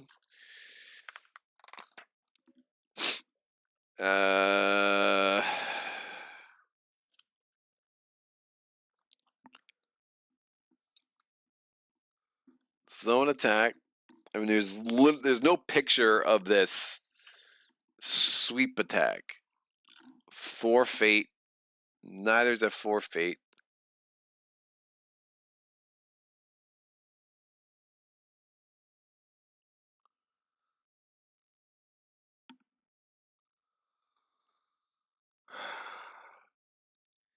Each hit deals 2. I only evade on a 10 plus. I mean, literally both of these could, and they both could die on this hit. I mean, what an absurd card. I have a block ability, which negates 1 hit.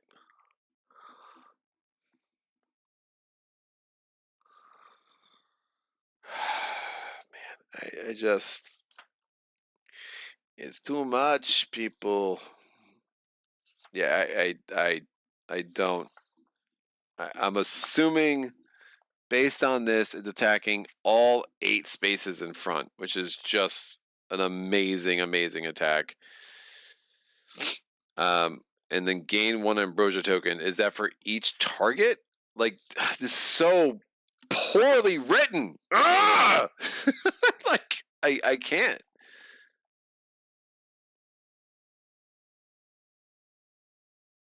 Does everybody gain an ambrosia token?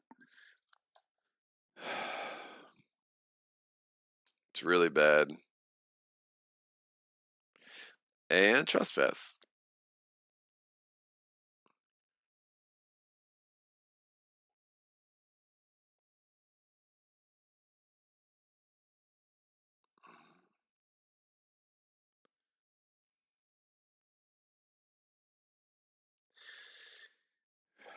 Mission Pursuer. Sweep attack.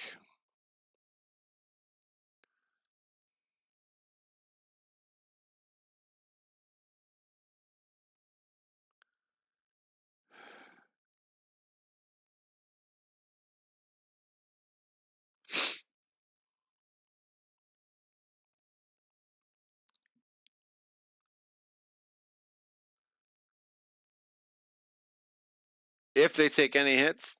So if you don't take any hits, there's no ambrosia.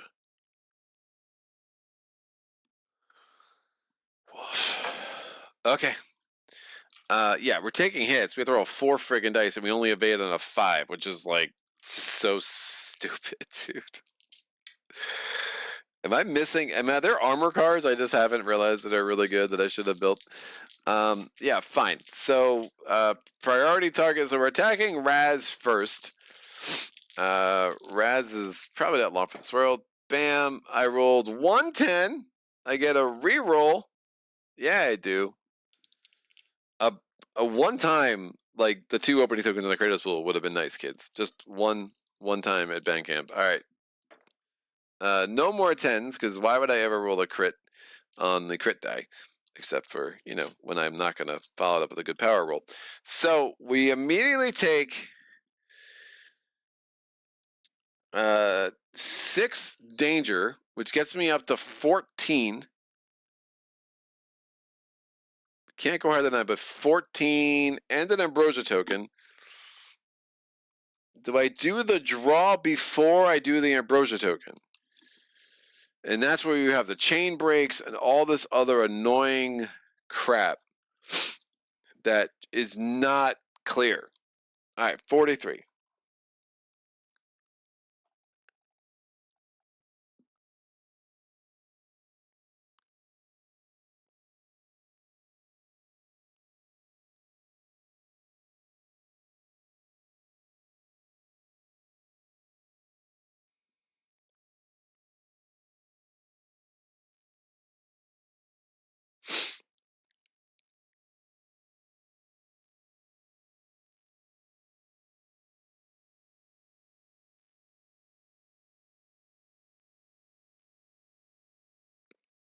In case of primordial zone attacks, a chain break performed by one Titan ignores any lingering attack effects and after attack effects for this Titan only. I guess that I do the trauma draw before I take the ambrosia, because if I take the ambrosia, I'm dead. So when do I do the trauma draw? Timing.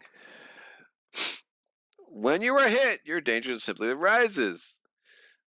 Blah, blah, blah. When raise your Triskelion before resolving any subsequent effects, immediate form of trauma draw. All right, well, that's clear.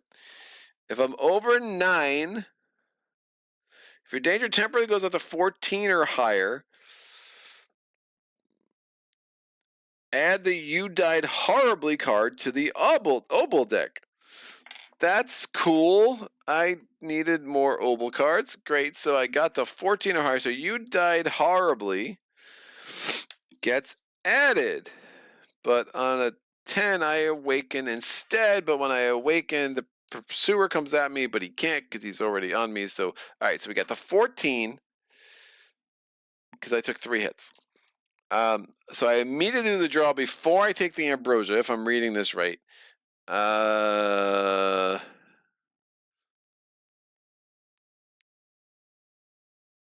Immediately before resolving an Obel draw. It remains there until the end of battle, making it harder for all Titans. All right, so we add the You Died Horribly card. Now we do my Obel draw. Woof. I'm going to roll a die. There's 3 cards here. I rolled a 3. We get You Died Horribly. But instead, it may be he shall take my hand and lead me into his dark land. So I rolled a d10. And nope, did not roll a 10. If I die, end of battle, roll on the Fate Worse Than Death special event. What the? If you die, I do. At the end of battle, I have to do, there's a special event. Woof.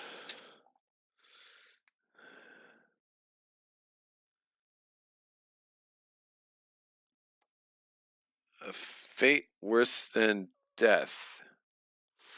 Special events, 83.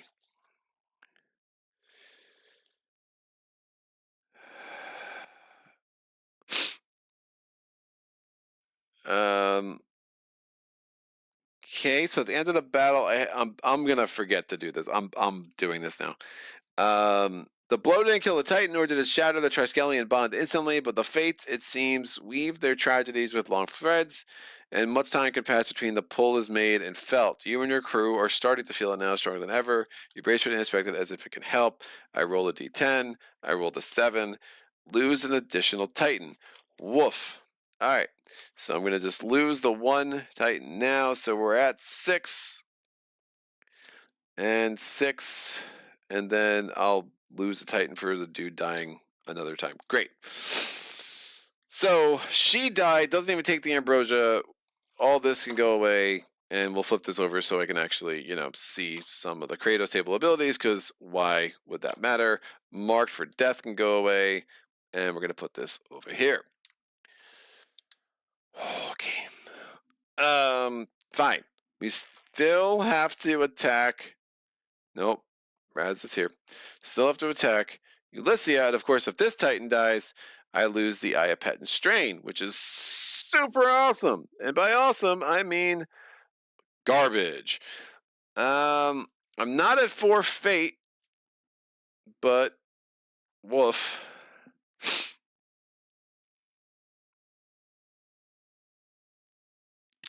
I can do a reflex. That's really bad. All right. Well, here we go. So I'm rolling 4 dice because this is an absolutely reasonable attack. I only evade on 10s, and each hit gives me 2. So if I don't evade any, I'm going to be up to a Obel draw, which is just really fun. So I don't evade any.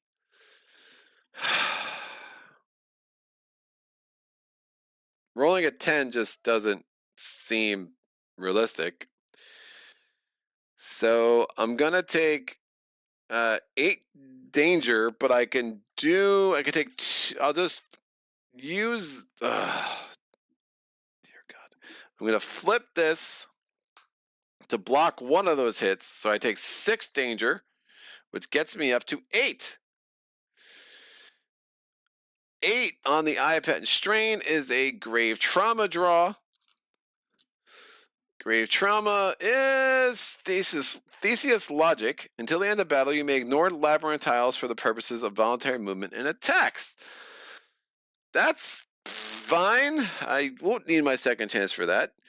My fate is at a 3, so the rest of this, I do get 1 ambrosia token. I'll just take it from over here because she's clearly not using them anymore. And then I will, oh, if we lose the +1, that's super awesome. Yeah, I think Leocules is going to stand up beginning of his turn. Might as well stand him up now. It's just easier that way. All right. The rest of this doesn't happen. Knockback 5 to the right. I don't want that to happen, so I'm going to take a fate. And we're going to do this reflex. I'm going to get non-adjacent so I don't do the knockback to the 5 to the right, because knockback 5 to the right would have been Hermesian Pursuer's right, I believe, and that would have knocked me into that, which would have caused a crash and a whole bunch of badness. So I do not want to crash, so knockback doesn't happen because I'm not adjacent. Excellent. This goes up here. I need 2 more hits, and they pretty much need to happen this round, right? We have two break tokens over there. The fate, the priority token would have gone to Olympia. That's a problem, and I don't want Olympia to have it.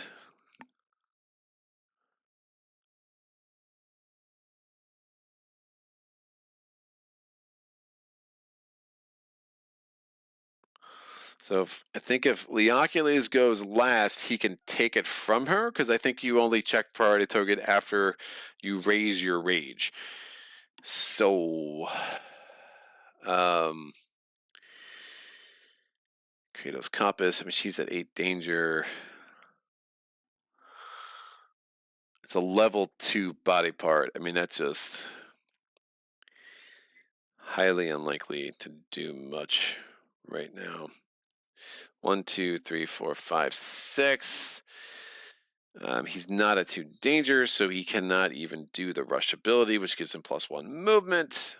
But we can use our petrified javelin. I'm only +1 though. I could add some opening tokens with the arrow barrage, which I think makes some sense. So let's do this. We're going to use the crisis protocol, get Ulysses down to 6. Remember, 1 more Titan dies, I'm out. So she goes down to 6. Most amazing. We're going to do the arrow barrage, add 2 opening tokens. And I don't see how this ends well, but I can do some, oh man.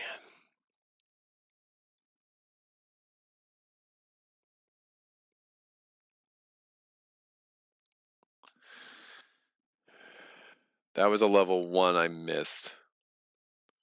A level 2 on top. Most of these are level 2s, aren't they?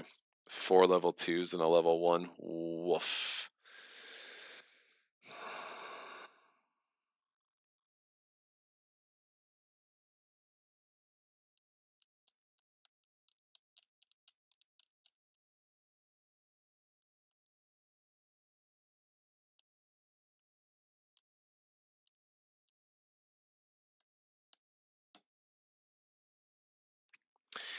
Yeah, I think Olympia goes first. So she's adding 2 opening tokens. We're going to raise her rage to a 4. Still not at the magical 5. I'm just hoping this level 1 body part comes up on top next. Leocules will have an outside chance of making this happen, but oof. This teeth copish. Or maybe I just go with him. But then he's not going to be able to add anything into the pool for the rest of these guys.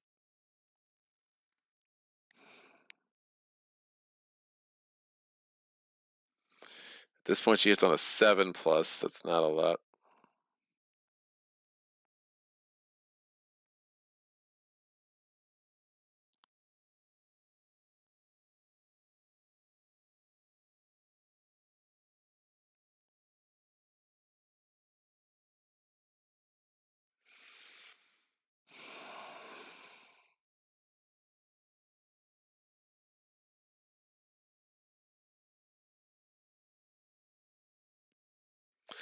He's not even at 2 danger. All right, well, she's going to move. Now she's attacking. Her rage went up to a 4. She's rolling 2 power dice. She hits on a 8, -1, -2, hits on a 5+. 2 hits would be amazing. That counts. That is what it is. It was a roll. All right, it fell out of my hand, but we're making it count. All right, so that's a 7 and 8, so 2 hits. We get 1 die because we're amazing. We get 1 die for each hit. We have 2 break tokens in here. I'm adding a danger to add a 3rd break token.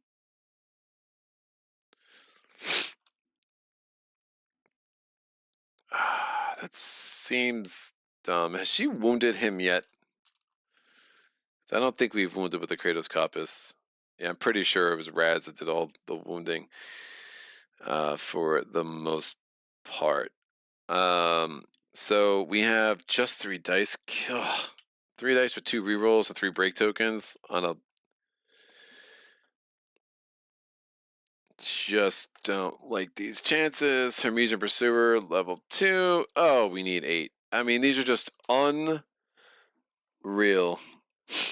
Oh, Killjoy. That's great. That's great. Super great.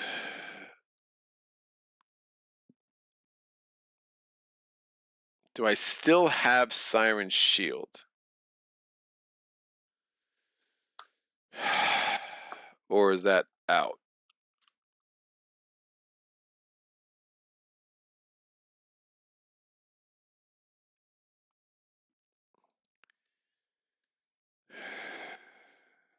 I mean, does it still count as equipped if the instructions say, or is it no longer equipped? Because if it's no longer equipped, that's a big difference. Rules.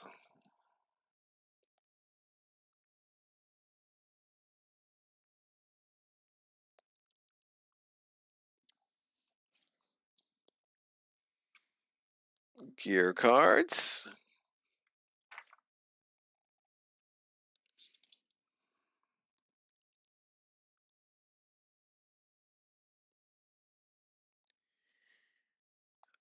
Just nothing in this rulebook is where you want it to be.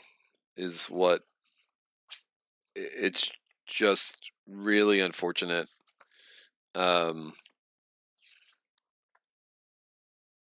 Like, how do you not talk about the symbology of exhausting on gear in the gear section? And then you give me an index that doesn't really help. Gear slots, gear trait categories, gear slots, gear cards, gear ascendancy.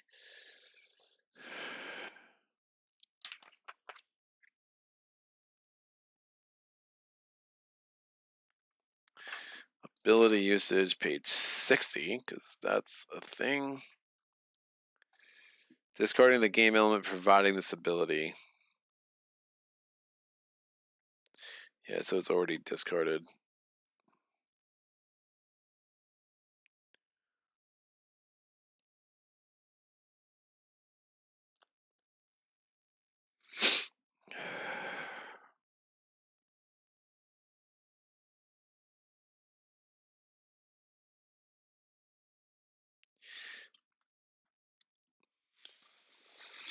Right, so technically I don't even have that. So Killjoy is going to make me get rid of something else. And...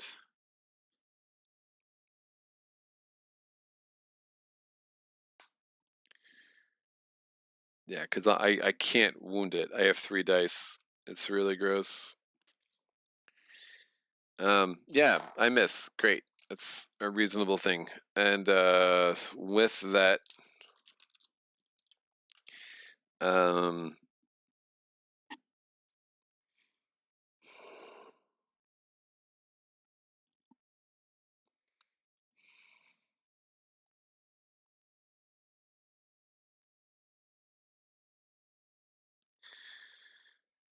we'll get rid of the Kratos Copus. So just trying to keep Ulyssia alive at this point.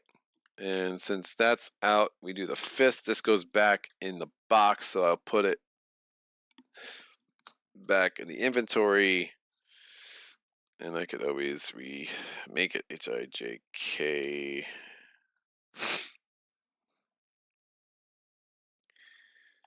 Here we go. All right. Super fun.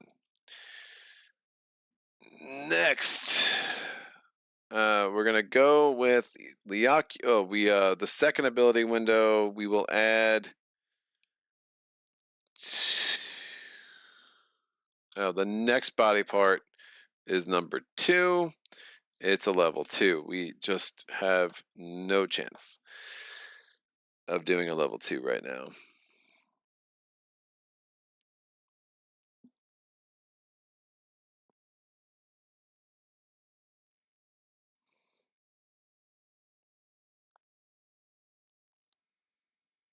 All right, Heraclides is gonna go. This is dumb. Heraclides is gonna go 1, 2, 3. He's within 4. He's attacking with the Petrified Javelin. We're gonna leave 2 opening tokens because he has to hit. I'm not trying to actually hit, like, wound this thing. We just have to hit. So I'm doing 2 dice. I'm a +1, +5. Rolling a hit on a 5 or better. I rolled an 8 and a 7. Look at me, rolling good already. So that's 2 dice. I should be at 3 rage. The Hercules only attacked once. That's really hard to believe. 3 rage. Amazing. So we're gonna get a reroll, 2 tokens there. I get 1 for each +1. So 3 dice again. The body part 2. I need an 8. I can't do an 8. Great, I miss. Immediately draw and resolve a flare card. These are reshuffled. I grab number 5. There's only 4. I grab number 3. By the way, I will roll a die for the next body part. I rolled a 3. It's the middle one, so another body part 2. So that's terrible. That will go there. Cumbersome. I think when you only have to do the cumbersome thing if you wound. If I am not mistaken, I think a wound is required. 63 cumbersome. If you successfully wound, exhaust it. I did not. I have rerolls. Who cares? I can add tokens. I will add 2. I'll add 1 opening and a break. Just because. The flare card. Harrow. Each Titan gains as many fate as they have ambrosia. And so that's going to get Olympia up to 5 fate. Amazing. And that's out. So the Oculus is going to go. He's going 1, 2, 3, 4, and 5. He's attacking. He's rolling a die. It's -1, but there's an opening token, so he hits on an 8 and an 8 alone. He's rolling 2 dice. Could be a good time for a very big roll. Bam! A 1 and a 7. Crap! I'm taking 2 fate. I'm rolling both dice again. My rage goes up to a 2 because that's awesome. 8 pyre, please. I rolled 1 8. Amazing. So with the 1 8, I get 2 dice plus another die. There's 1 break token in there. I attacked with the javelin, so the boat mace doesn't add the extra break. And before I forget, we're gonna do this. I'm gonna take another fate. So it gets me up to 5, and that's gonna give me the priority token because we want to take the attacks. Great. The body part is that, I only need a 7. I'm going to roll this die. It's a 1, so the body part 1 card is on top for next round, which could be super useful. Instinct, gain 2 Ambrosia tokens. That's a thing that's going to happen. Amazing. And I need a 7, and I guess, nope, can't. I could add a die. That's dumb. So this is just a waste of time. Nope, not happening. Oh, it's a decent roll, though. But I failed. This is going to go over here. Amazing. So, priority tokens there. Everyone is chilling. And we go to the AI card. It's a level 2. There's only 1 card left there, so we don't have to roll this die. Target is a Titan in blind spot. There is none. Oh, come the...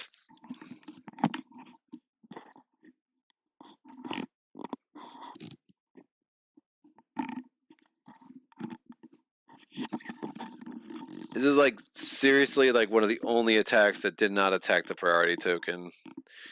So I'm going to lose the iPad and Strain unless I get super lucky.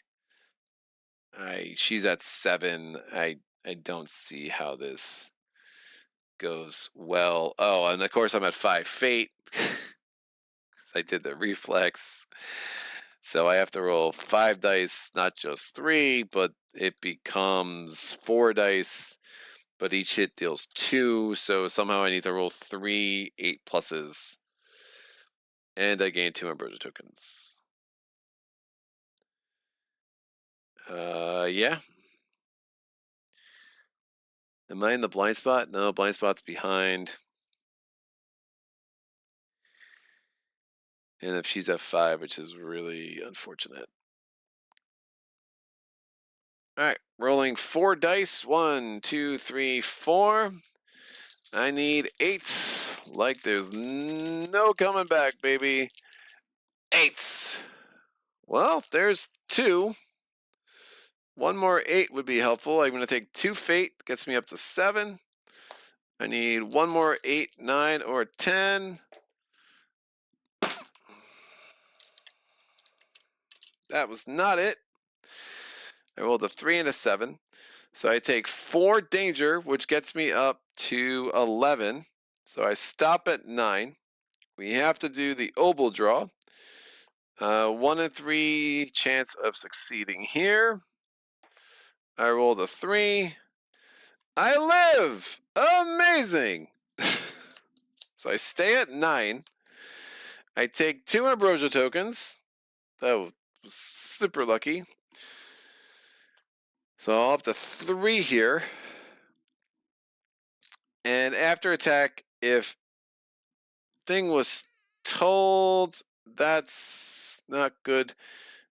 Push back 4 and then knock down. So 1, 2, 3. This is destroyed. And 4 and knock down. So again, if you get pushed back to the edge, I think you just move along the side. I'm pretty sure is how that's supposed to go. Boo-doo-doo.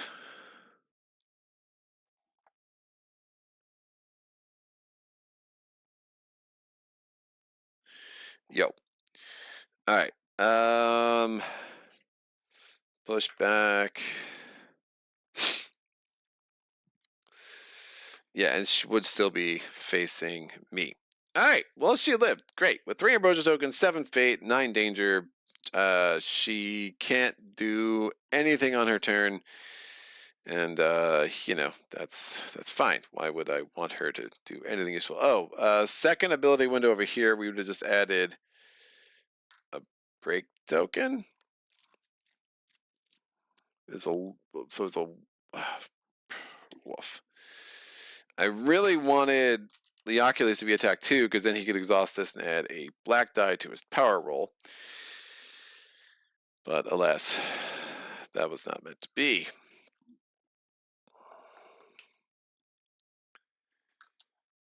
And the rage for both Heraclides and the Oculus is just not going to be what I need it to be. She's going to be standing up on her turn. That's all she can do. Yeah, I never rested. I never got those back. She had to move one last turn, so it wasn't like I had half a turn to do anything.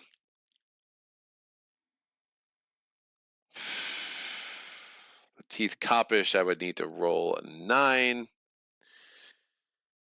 which is just crazy.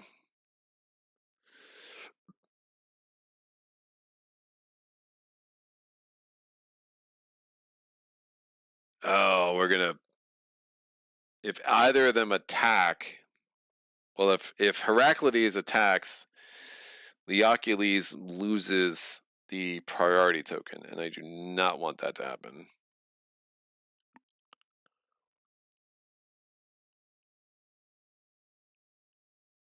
So Heraclides will not attack. We'll actually go 1, 2, 3, and chill. And Leocules is going to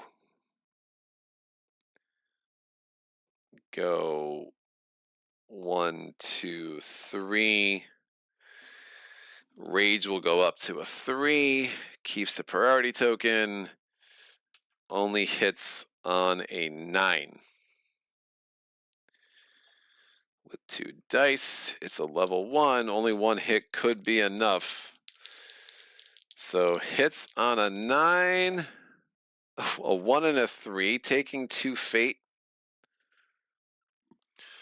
Give me a 9, please. 1, 9, perfect. All right, so we have the 1, 9. We get 1 plus 2 because 1 hit. The body part is a level 1. There's 1 break token in there. I only need a 4. Well, I think we have to risk it. I do have 1 reroll. So if I fail, bad things happen. If I wound, bad things happen. I'm getting knocked down either way. Woof.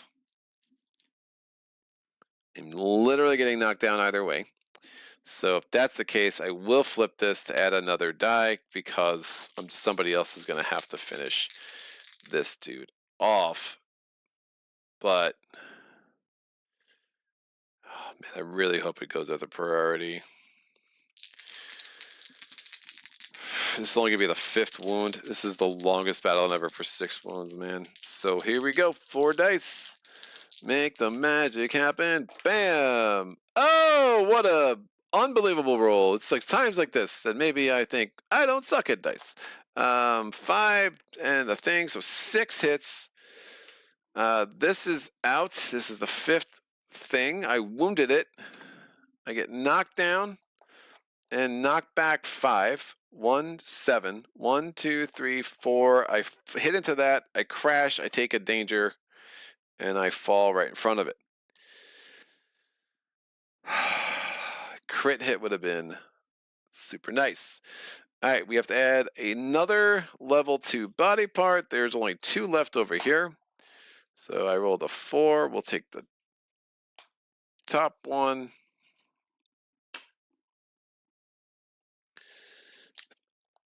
One of these 2 is next. I rolled a 3. It's this one. AI cards. There are no more level 1s here, but there is a couple level 1s in here. So we take one of these level 1s out. 2. This is out. Yep, that was done. This gets added. We add another level 2. There are 2 more here. We get this one. We add this to the pile. 2, 2, 2. Yep, level 1 that I missed. That sucks. And then these all have to get reshuffled. So the top card is number 3, which is a level 2. Those attacks are super reasonable. Shouldn't be a problem at all. I'm gonna be dead. I don't see how this ends well. All right, that is the end of that round. And if this does not target the she got knocked down. She's standing up. He's knocked down. He's falling. So he's going to be out of commission for a minute. Please go after priority. Nope. Titan in blind spot. Nobody. It is the same thing we just had. We're rolling 4 dice. I need 8 pluses. My fate is at a 7. And if I take any hits, I gain 2 erosion and I die from that, which is super awesome. What a bad roll that was. I mean, a number of times to get a 1 wound away. Do the math, but I need, maybe I'll get 4 8 pluses. Why not, kids? It's a thing. It can happen. It can happen. I believe. 8 plus. 2 of them. We got 2. So I'm gonna take 2 fate. Gets up to 9. I'm maxed out. If I can get 2 8 plus, we don't get any ambrosia. No. So first I take 2 fate. I'd have to do an obel draw because that gets the 2 danger. I have to do an obel draw that gets me up to 11. So I'm rolling a die. 6. I died horribly. I roll. Maybe I roll a 10 to save the day. Nope. That's 2 titans dead.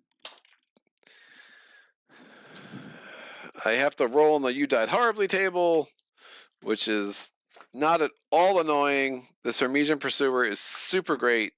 I love it so much. I rolled an 8, and I gained 2 Argo Fate, which gets me up to 4. And that's the end of the battle because I've had 2 Titans die before I got to 6 wounds, which is super awesome. Pursuer battle.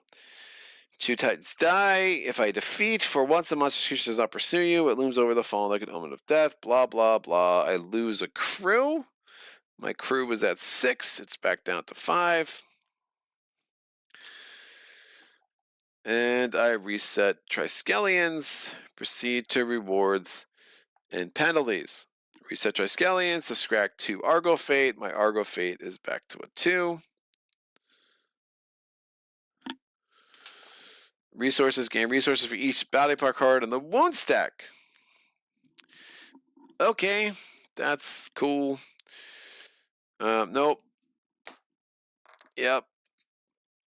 So what do we get, kids? I have 2 powdered matter. 2, 3, 4, 5, 6 grotesque beaks, so that's 8. And 2 more powdered matter gets me up to 4. Done. You gain resources individual upper right, multiple at primordial level, gain 1 pursuer core. Nope. If the battle was lost with no Argo bred Titan participating, kill 1 random Argo bred Titan that did not participate. You cannot use blah blah blah. I have lost the Eye of Pet and Strain, so Ulyssia is out. I lost 2 Titans, so I am down to 4. So that dwindled quick. I went from I think 8 to 4 in a round. Eye of Pet and Strain is no longer in play. I'm not using the Sisyphus there to redo this because I'm over it. Discard all condition tokens of Titan sheet. Note dead Titans on the Argo sheet. And it's your first battle at the pursuit of technology projects and gain +1. It is not my first battle with Dingbat. Alrighty then. Well, that was today's battle. We will not be doing another battle. Let's get some other stuff done. Argo abilities. Tech cards. Where are my tech cards? If you were a tech card, where would you be? Mobile cards can go over here. Out. Out, out, out. Out. Done. Done. All right.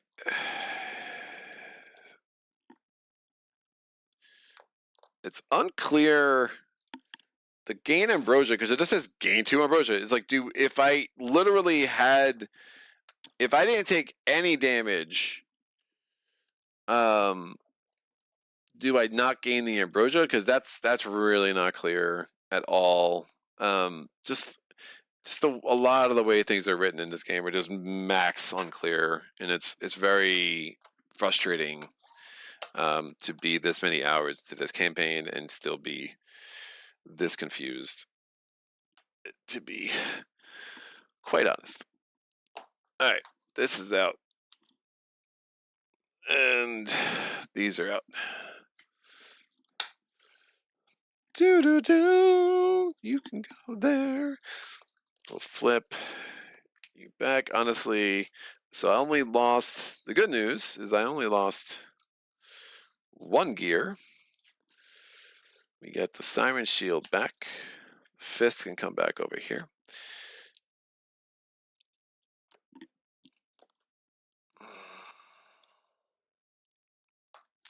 These reset. I can reset these off camera.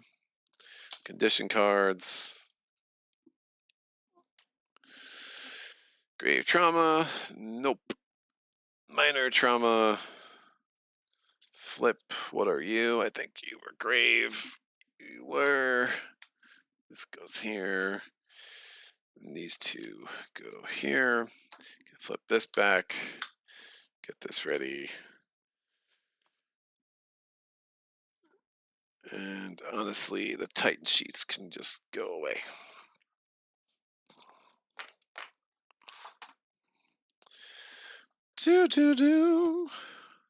This precision token can come here. And we're off. Done. Out. Kratos tokens here. And these tokens can come here. All right. Yeah, that's a zone attack. Hits everyone in the area, and they all gain the ambrosia if they take any hits.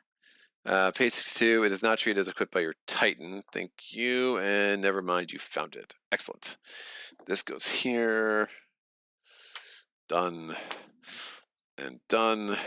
These Hermesia Pursuer cards will come off. I will organize them later. I did get a comment about how I could leave the map on a piece of cardboard. I don't like doing that. I don't find it any quicker. But it's not a terrible idea if you have some sturdy cardboard and you have a place to put said cardboard. You take it off your table. My problem is the way my setup is. Like, if I put the map on a piece of cardboard, I don't really have a place to put it when I take it off the table. So it's not actually saving me any time, unfortunately. So Big Bird comes off the map, and then I think it only takes 1 for him to come back. Like the number of ways, I think that's how. Yeah, I really think I probably screwed myself and ended up facing him another time that I didn't have to. I think I just forgot to take Cackle out, and that's a little bit upsetting. But here's the crux of our map.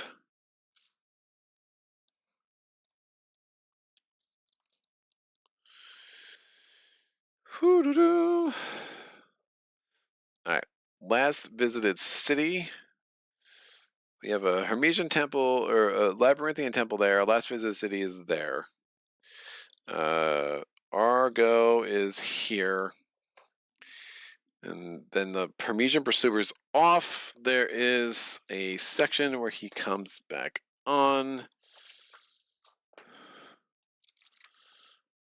Explore.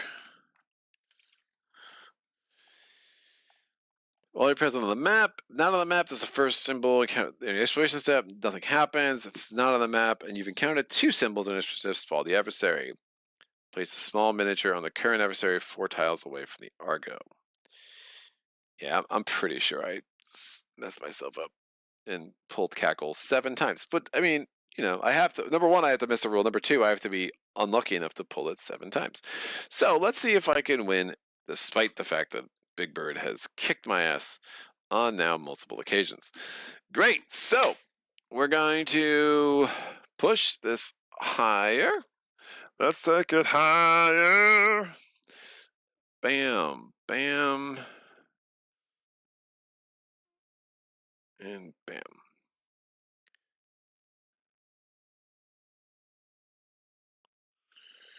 All right. That's fine. These are my tech. Where are the rest of my text kids?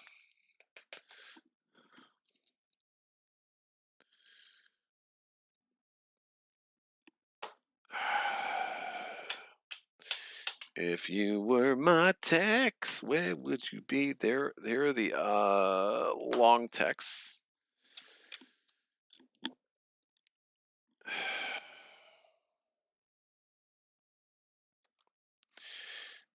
I don't know. I don't know. Hey, Yogi. All right. What the hell is going on, dude? Why? There it is. There they are. Miss America. All right. Very cool. Done. Done. Explore step. Remember, I rolled on the Fate Worse than Death table twice because, it was just fun. Expedition step, we have a hub adventure. Now, we ignore the terrain added for the next battle. You only do that thing once, so we don't have to worry about that. But when we do a hub adventure, I need to roll on the hub adventure die. Now, we're still in 1 on both the Doom card and the story card, so I don't need to worry about the chart changing. I just somehow flipped. I don't even know how that happened, but there was a Doom token that somehow flew underneath some boxes I have over here. So I'm not going to try to dig that out right now, but I do want the Doom token reflected. We'll put that there. Excellent. So I'm rolling a D10. Booyah, I rolled an 8. That is going to be hidden in plain sight. We get a Minos unit, so at least I will pretend I did these in reverse, and I feel less bad about. No, I don't know. I'm putting a Manos unit now because I should have done I did a giant shell last time. I should have done a Manos unit this time, and whatever. But so I screwed that up. But we're gonna just go with it. So hidden in plain sight. So I go hidden in plain sight, page 44. So that's super fun. And hidden in plain sight, we've already done Balance of Terror and the alpha. So I'm gonna roll a die again. I rolled a 6. We're doing good deeds. Now, hidden in plain sight. Bam. There are only 2 more times we could possibly come back here. So good deeds. Deed. So we're going to check our things. We don't have deed with Leocules. We do not have deed with any of Raz's stuff. We do have deed with Siren Survivor. So that's a Memos node for Heraclides. And we do not have deed. I'm just not clicking on these keywords. It's rather unfortunate. So here we go. Heraclides, we're making our leader. Remember, he has this ability where he can reroll any D10, which can be super, super helpful. You meet a ragtag group of men and women. Some are wearing incomplete horned guard armor. Others sport more primitive leather linothoraxes or animal hides. They seem friendly enough, but you see something in their eyes, a wariness or hunger that makes you uneasy. They claim a horned guard patrol has raised their village and is now in pursuit. They offer information in exchange for your help in evading them. If the benevolent guide is with you, C0032. If the old spinner is with you, C035. Then, if Hornsworn, denounced or worse, I am not, They attack you without warning or provocation. You lose 1 and don't gain resources for expedition stay. If not, choose. So we have to do 3-5, and then we do this. That's not great. So we go 35. Even a faithful dog turns wild when their master is wicked and their home burns, said the old spinner. These Hornsworn are not your enemies, but neither are they your friends. Minoans, diplomacy -1. Why? Okay, so I'm at -4. I'm getting very unfriendly with the Minoans. And return to this thing. Great. And then if the horns, or if not, you've long heard stories of the Horned Guard's oppression. These people were displaced and need help. Who are you to deny it, especially when they possess valuable information? You help them. You looked that they could handle themselves in a fight, or so how were they displaced in the first place? There must be more to the story, and you do not want any part in it. This is not your war. You leave them to their fate. Regardless of the story, these people are hunted by the Horned Guard, and the Horned Guard are your allies. It is not their king you agreed to find. There is nothing to be gained by antagonizing your host. You help the Horned Guard patrol apprehend the group. I'm feeling horny. Who's the Horned Guard for? Is that the Hornsworn?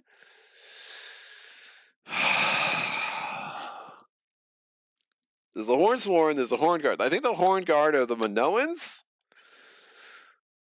The Horned Guard are the Minoans.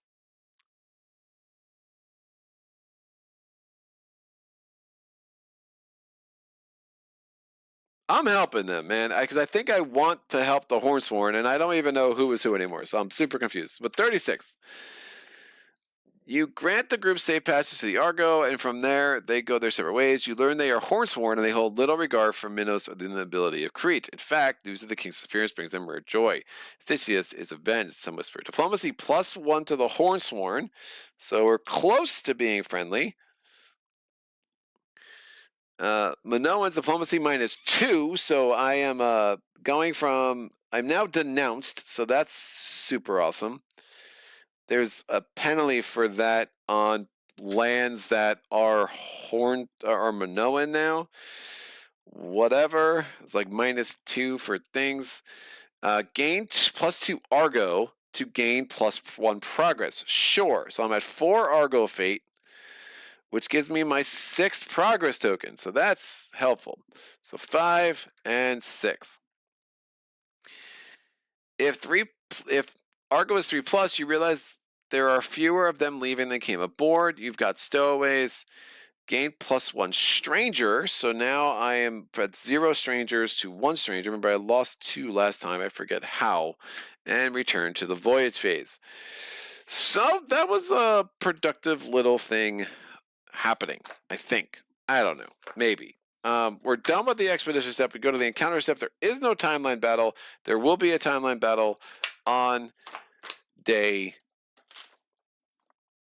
19, and I guess I'll face level 2 Hecaton at that point, because why not? All right.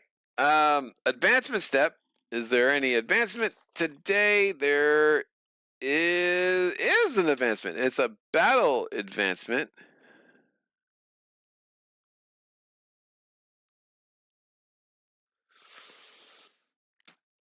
That surprises me. This is me being surprised. All right, so we get a battle advancement. These are the ones I have available. Choose a Titan. That Titan plays +1 rage. Oh, that could be good, man. I'm telling you what. The rage is like the thing that's really taken a minute. But I don't have a 3rd Argo ability. I could get a 3rd Argo ability.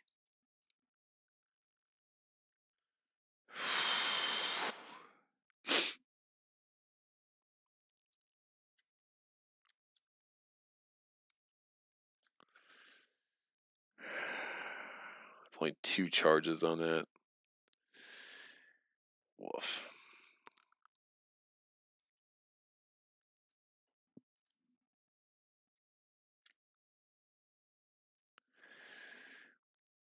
Alright. Pursuer level 1 battle. Advanced Trireme weapons. in basic support. Lisa Pursuit Protocol in the Bronze Lair. Cycle 2 technology.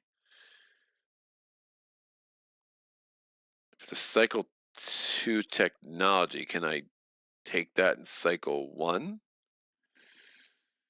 I don't know.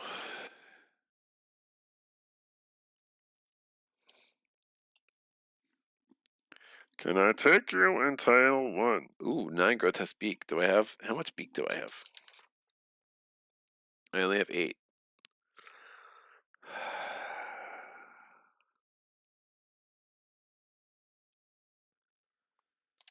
This might be helpful.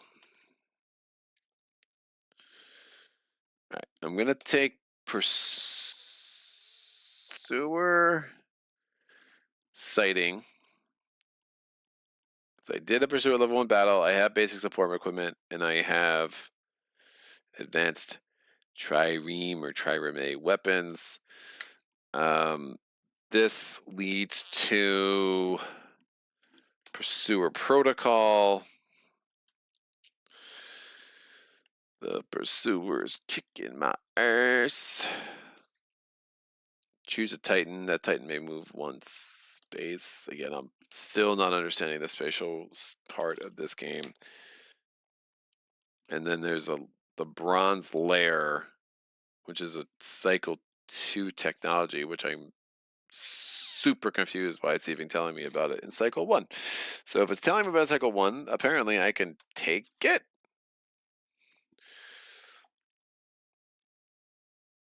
Is red Cycle 2 or is purple Cycle 2? I don't remember. What cycle are you, dude?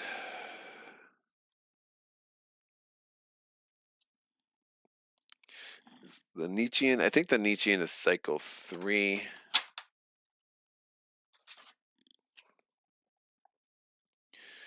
Secret deck. Argo ability. Oh, that's 3. It's not useful.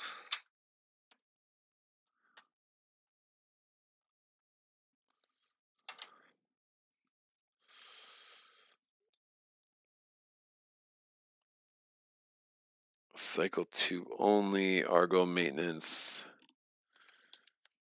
Bronze Lair.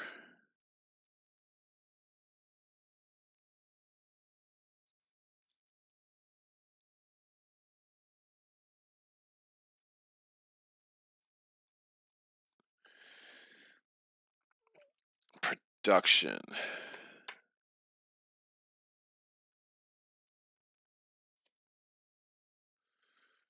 Pursuer. I'm going to add it. I don't know if I can take it or not, but I'm just going to add it for now. And then I'll figure that out later. Looks pretty cool. All right.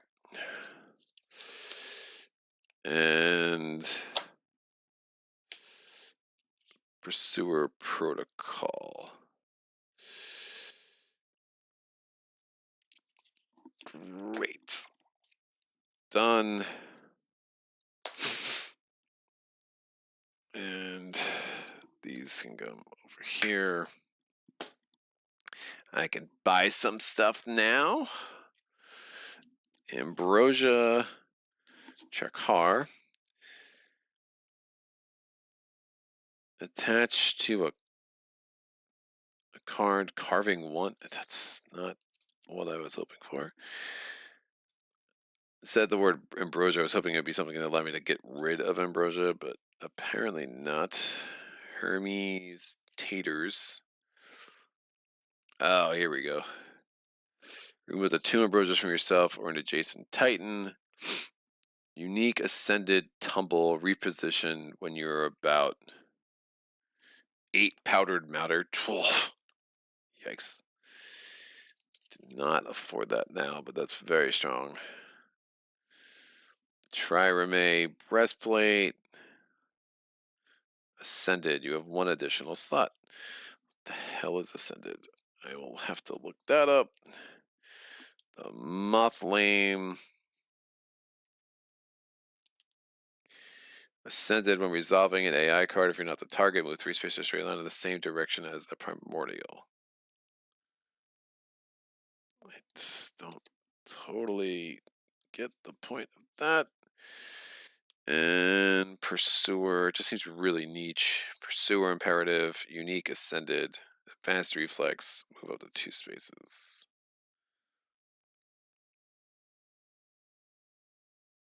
Primordial Ambrosia Argotech Helm. Okay. Um Ascended. What does ascended mean? It means to raise up, Greg. Yes, I understand. Thank you. Thank you for your help. 63. This ignores power level penalties irrelevant in cycle 1. So great. All right, so not thrilled with much of those. Can't really afford what I would want, and that's fine. I will not build anything. Obviously can't see the point. My tight limit is 15. That's great. I have 4 left.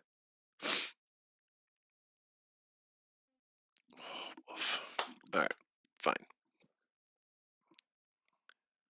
Yeah, I never figured out what that banner was either. Just super interesting. Wasn't that in the? Is that in the Learn to Play? There's something about banners and.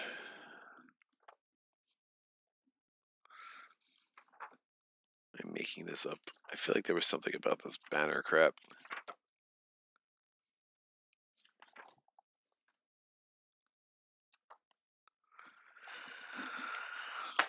Apparently not. All right, rulebook.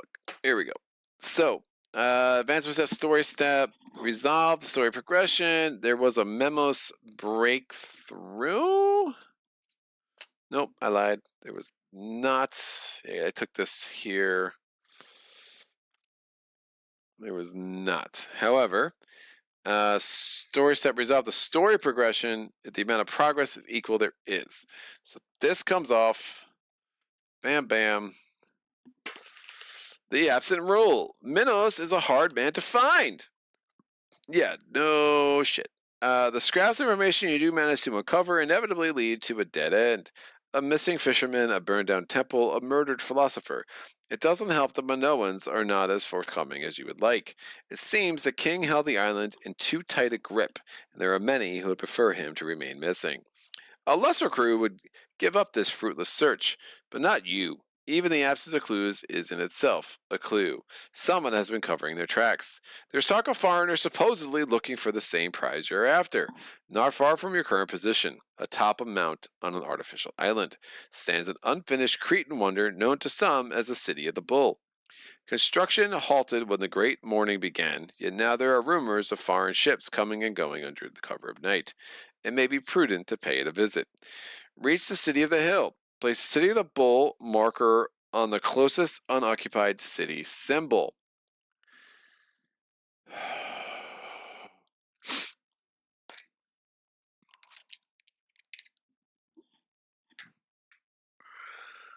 There are no other cities on the map. Place this marker on this card instead. When you reveal the immediately place the symbol. You cannot use negotiation abilities on a city covered by the City of the Bull marker. Finding the city. The Argo is on the map top of the city. The bull marker during the story step C0002. Some story cards do not require you to collect any progress. Any progress tokens placed on them is effectively wasted. You have still place progress tokens on Inward Odyssey. Woof. I hate all of this.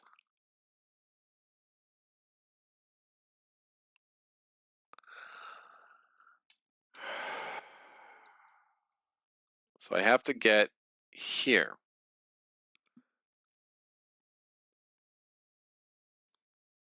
It's the last visited city, but that's fine.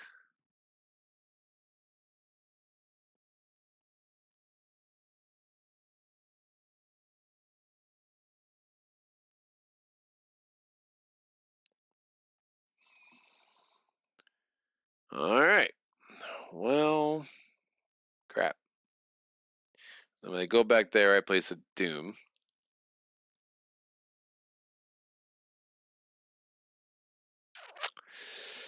Okay, that's fine. Doom step. No, we're only at 3.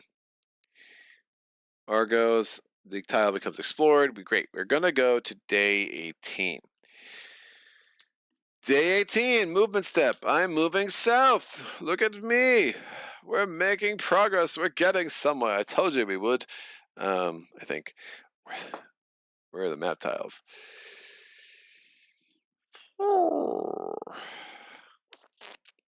If you were the map tiles, where would you be?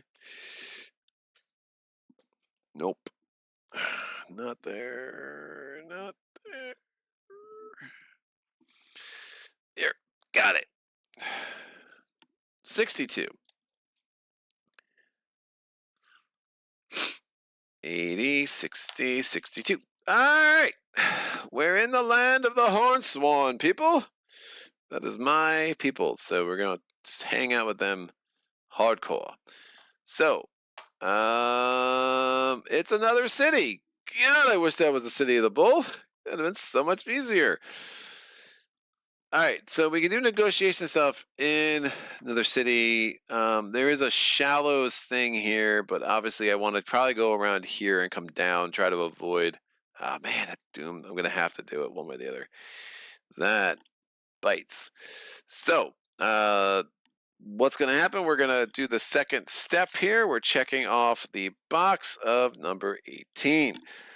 We do the exploration step. Are there any symbols that I want to care about? No, there are not. We are symbolists.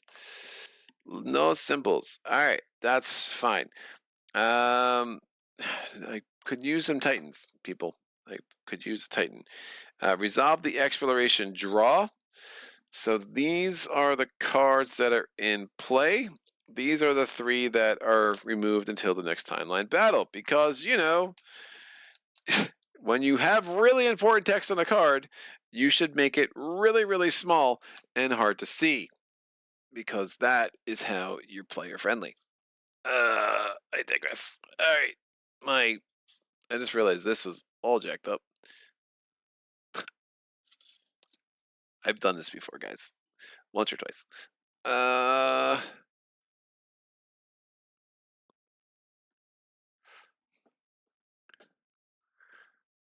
Sorry about that.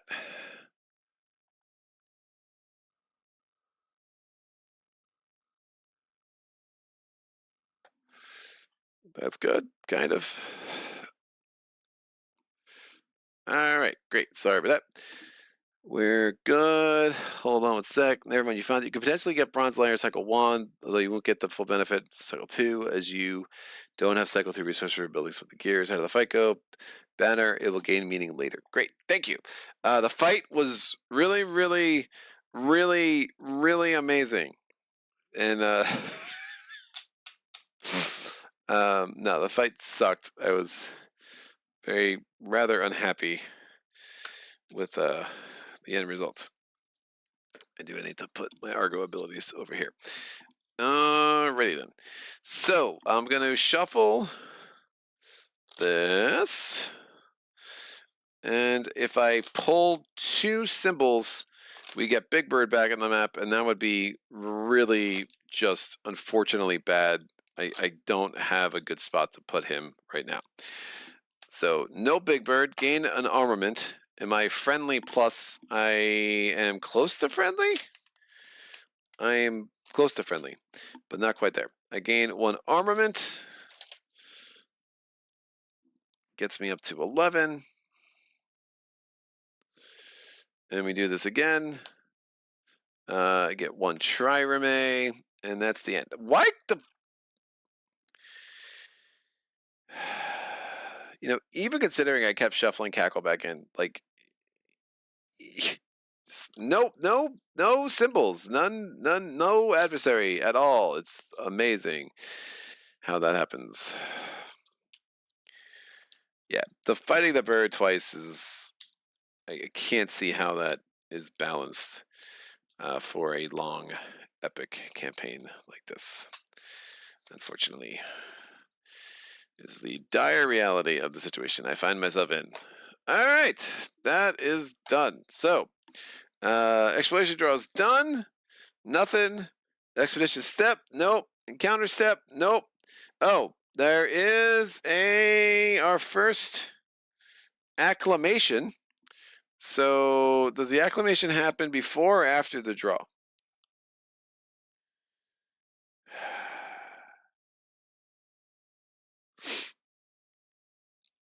Yes. All right. So we're replacing some cards because we're having an acclamation, people. We're acclimating. So 4, 5, 6. So 6, 4, 19, 5, and 8 are out. And then we're replacing those. Put Hecatrap over here as well. That came out last time, but that's surprise battle, which was super fun. We're replacing those with 12, 10, 11, 14,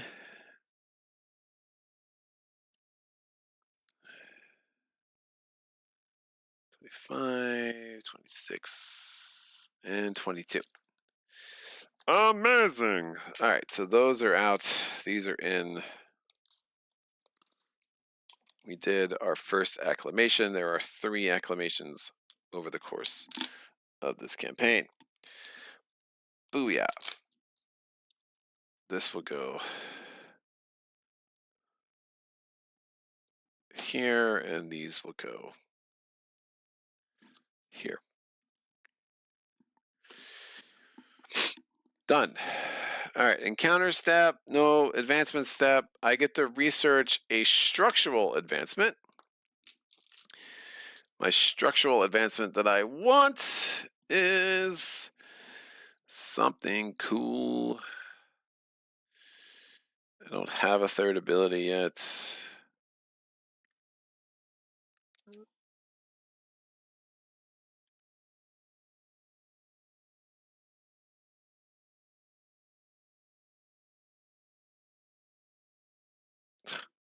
Pursuer problem would have been helpful before.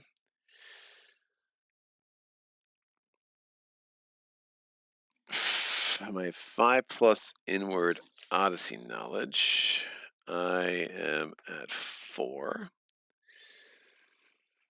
Wolf.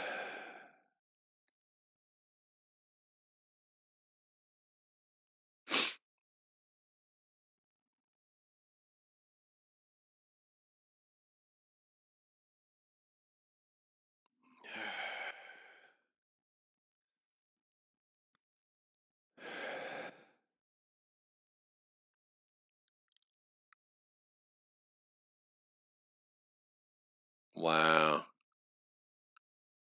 I could lose 4 resources to gain diplomacy.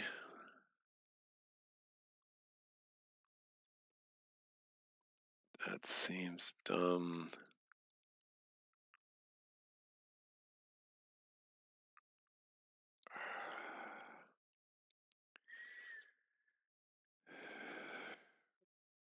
Rhetoric leads to hope logic.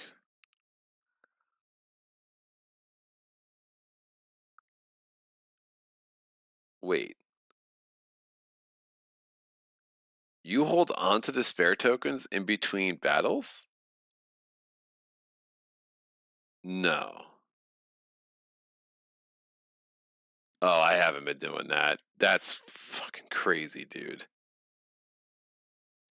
I, you retain despair tokens? Like that's that's an mm.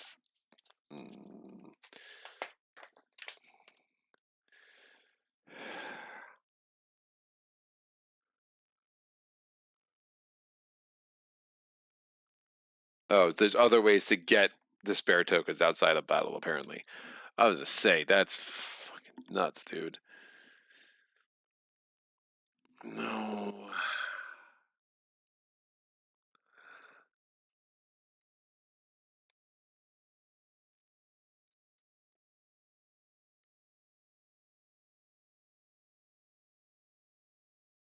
That's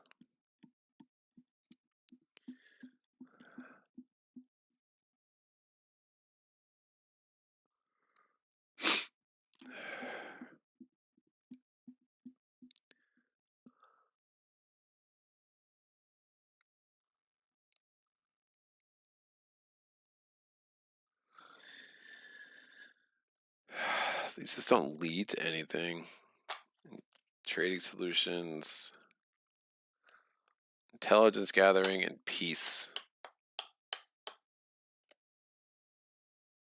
Great. Let's do diplomatic relations. Maybe this will help. I don't know. Whatever. So that's gonna get me intelligence gathering.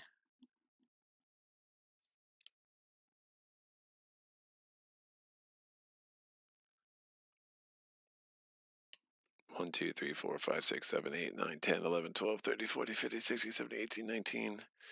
Okay. Need 30 to actually get this, and peace.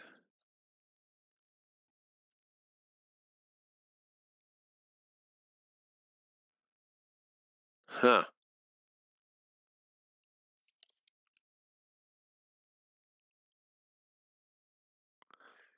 Lose one Titan. Somebody's like make you lose a Titan as part of the cost. That's nuts.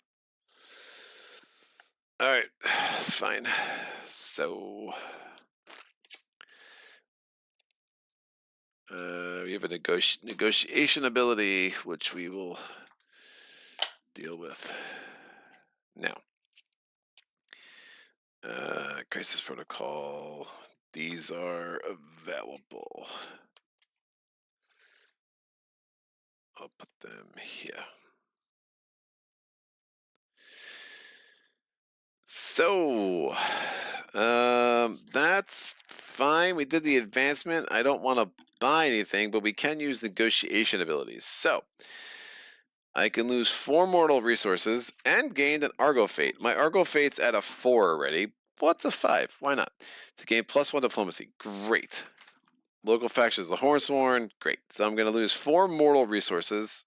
I'm going to lose 2 trireme or 3 trireme and 1 armament.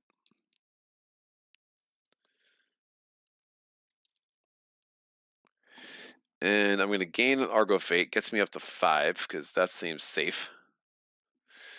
And I'm going to gain +1 diplomacy with the Hornsworn, which gets me to friendly. So I'm a +1 on rolls on this table or wherever we have the Hornsworn ability, and I got to look up how all that applies. Not a negotiation ability. Not a negotiation ability. Not a negotiation ability. I can gain a thing. Not worried about the 1 stranger right now. During negotiation, I can gain another Argo to lose the 1 stranger. It's only 1 stranger. That's fine. I use my negotiation abilities. I don't want to build anything. And now we go to the story step. There is no story. We go to the doom step, end step, becomes explored. Bam. All right. Let's make some magic happen. So we go to day 19. I'm going to stop before the timeline battle because that, my friends, is not happening. So we're going to do movement. We're going to move here because, again, I'm trying to get to the city of the bull. So I go to tile 61.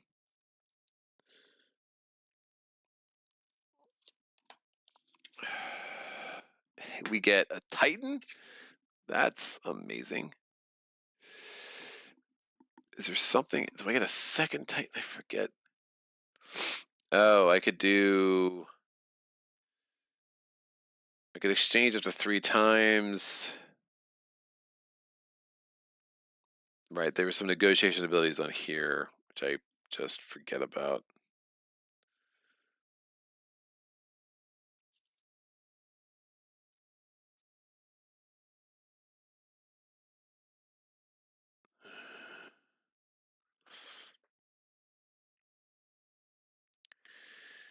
Meant doing a switch to the Argos on unexplored tile with the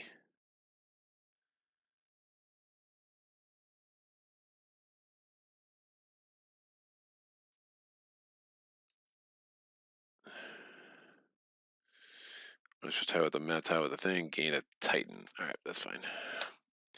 So I think I'm starting to understand a little bit more how that's supposed to go, but we have 5 Titans. Our limit is 15. So we are at 1/3 of our capacity, which is super awesome. There's another hub. Do I do those before or after battles? I don't know. I'll forget. Timeline battle is after. Great. So, we're now here.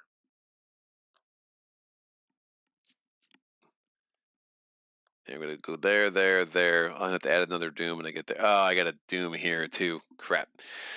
So 4th doom can't be good.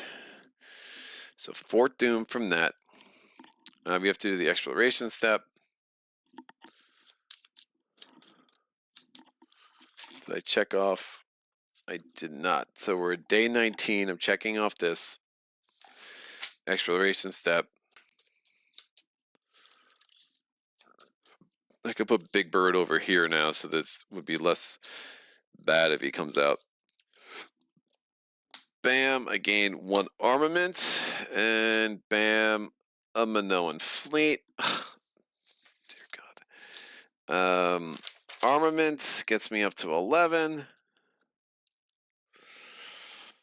Minoan fleet. I am downright unfriendly with those jerks. Nope, I'm denounced. I lose a Titan. That's even better. So down to 4 again.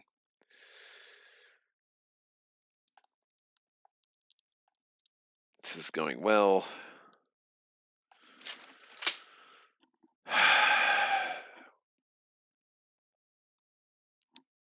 Remove until next timeline battle. Who knows if I mean, how is that text so small? Like, it's so stupid.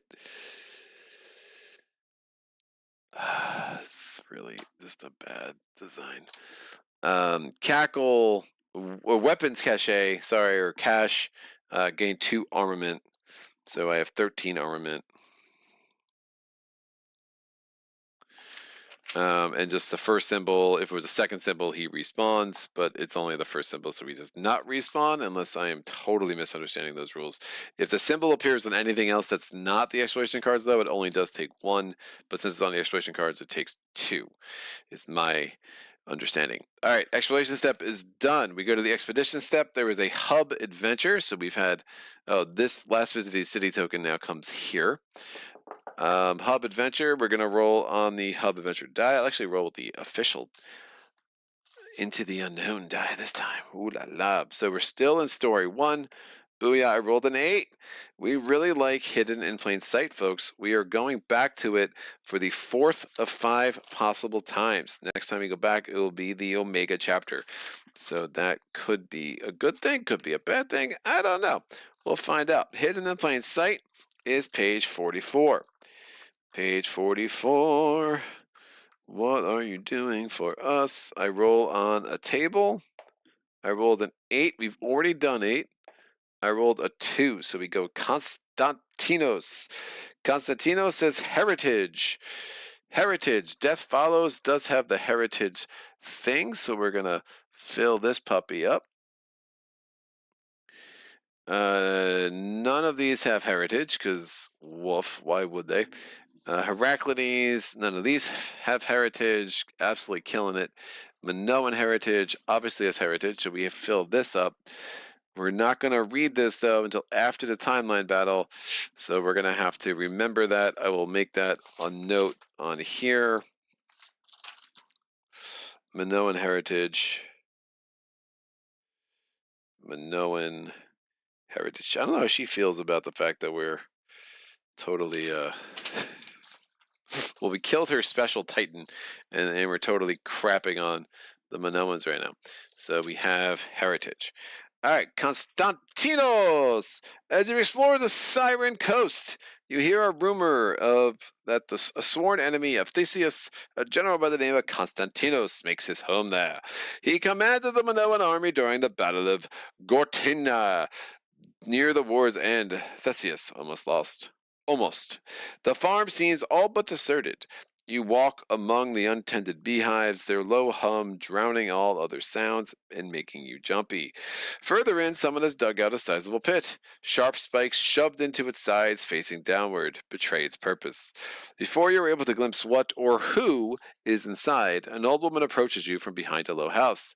Constantinos has left to fight the wrath of Centamanes, she announces, and you quickly realize she's talking about a hecaton. His men set an ambush in a valley a mere hour's walk from here, but there maybe too few of them to hold the line, she adds cunningly. Who is in the pit? Asks the party leader. The woman's eyes grow cold. The pit is for traitors and enemies of Crete. If you are unwilling to help us in the fight against the labyrinth, you may find yourself among the latter. And there it is. Choose. The Minoan dynasty has supported your actions on the island, and you should repay them in kind. Besides, if the Hecate prevails, he may turn to the Argo next. You rush to help Constantinos. Hornsworn diplomacy -1, Minoans diplomacy +1.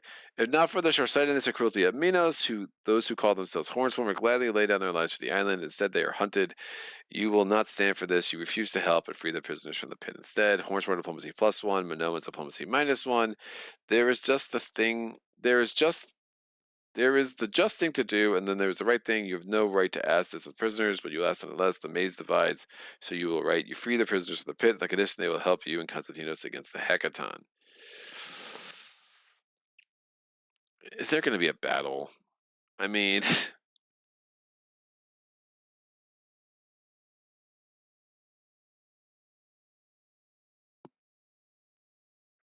I don't want to lose any more Minoan diplomacy. I'm gonna do it. I'm gonna free your asses, but let's go fight a Centamanes. You address the prisoners of the pit. You have fought for this island and its people, and you were repaid in misery. No one will blame you if you choose to walk away now. Yet I know you will not, for you did not fight for honor or reward or because it was easy. You fought because it was the right thing to do. If this fractured island is to have a chance of being whole again, you need to fight once more. If Hornsworn denounced the worst, we are not. Otherwise, see 17. Many heed your call. Together you come to the rescue of the besieged Horned Guard. Constantinos has chosen the place for his last stand well. The narrow canyon limits the monster's mobility, and the javelin throwers and spearmen placed on the ridges keep it from climbing out. The combined forces provide the necessary push to turn the tide. The 100-handed beast dies from 1,000 cuts. Constantinos, a mild-mannered man in his 60s, thanks you and the Hornsworn for your help. I see why Princess Akakakalis values you so. That's not her real name, but Princess Akaka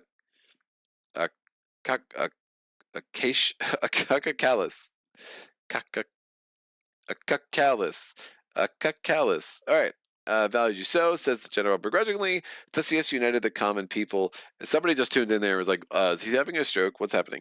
And scorned houses into a force that shook the dynasty. Sadly, movements united by the admiration of a singular hero could be stopped with a well-placed dagger. Yours, on the other hand, lives beyond this individual. That is your strength. Fearful of this new power, many will seek to stop you. What? Theseus united the common people in the scorned houses into a force that shook the dynasty. Sadly, movements united by an admiration of a singular hero can be stopped with a well-placed dagger. Yours, on the other hand, lives beyond the individual. That is your strength. Fearful of this new power, many will seek to stop you. Okay. Hornsworn diplomacy +1. Yeah, baby. We're getting there. We're going to be downright allies soon, kids.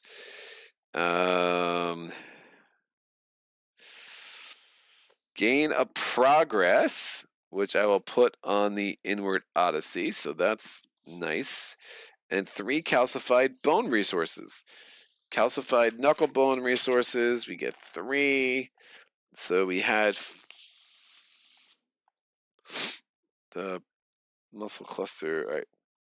What?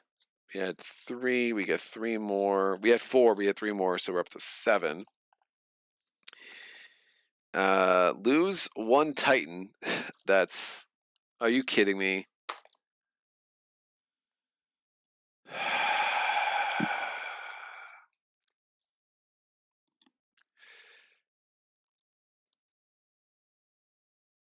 So I have 3 Titans left. That's really bad.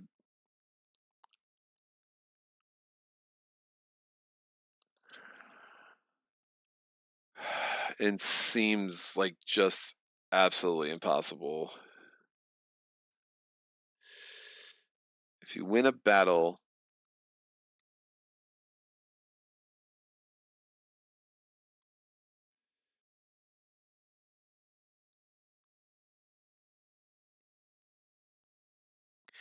well, Titan rearing will come in handy if I win. Yikes.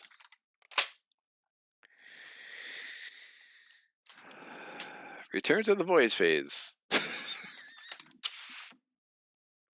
This is going to end poorly, kids. If I win a battle, so I need to win a battle with 3 Titans, is really where this is going. That's fine.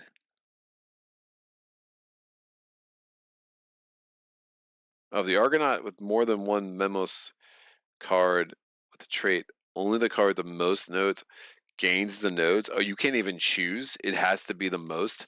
Oh, I don't know if I've been doing that. Okay, great. Encounter step. There will be a timeline battle with 3 Titans. And that's bad. And remember, I lost my I pet and strain too. So we'll have 3 Titans going up against level 2 Hecaton, apparently. I definitely do not trust Labyrinthoros, because again, it's just too easy for a Titan to get stuck. Let me make notes of what's on the board here. We have 4. Oh, no, well.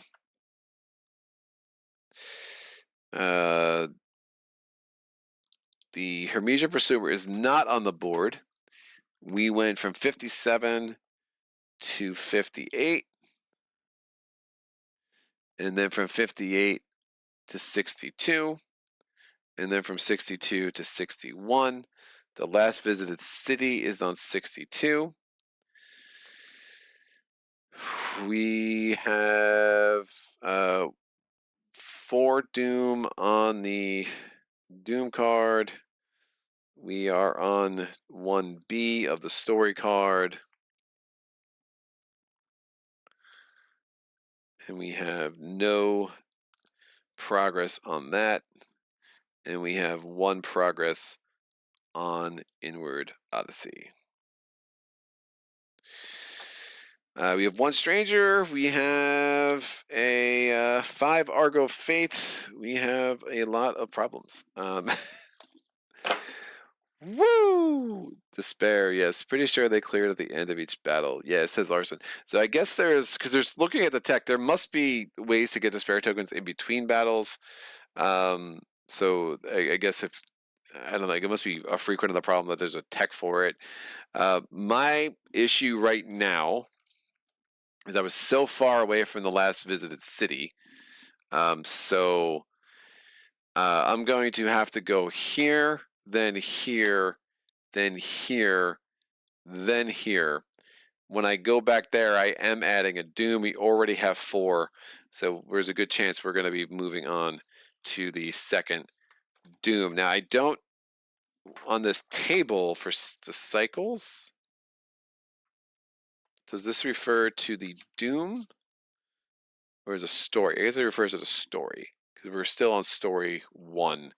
And then when I get back there, then we'll be at story 2. Remember, place the city, blah, blah, blah. Yeah, once I get there, I have to read 0002.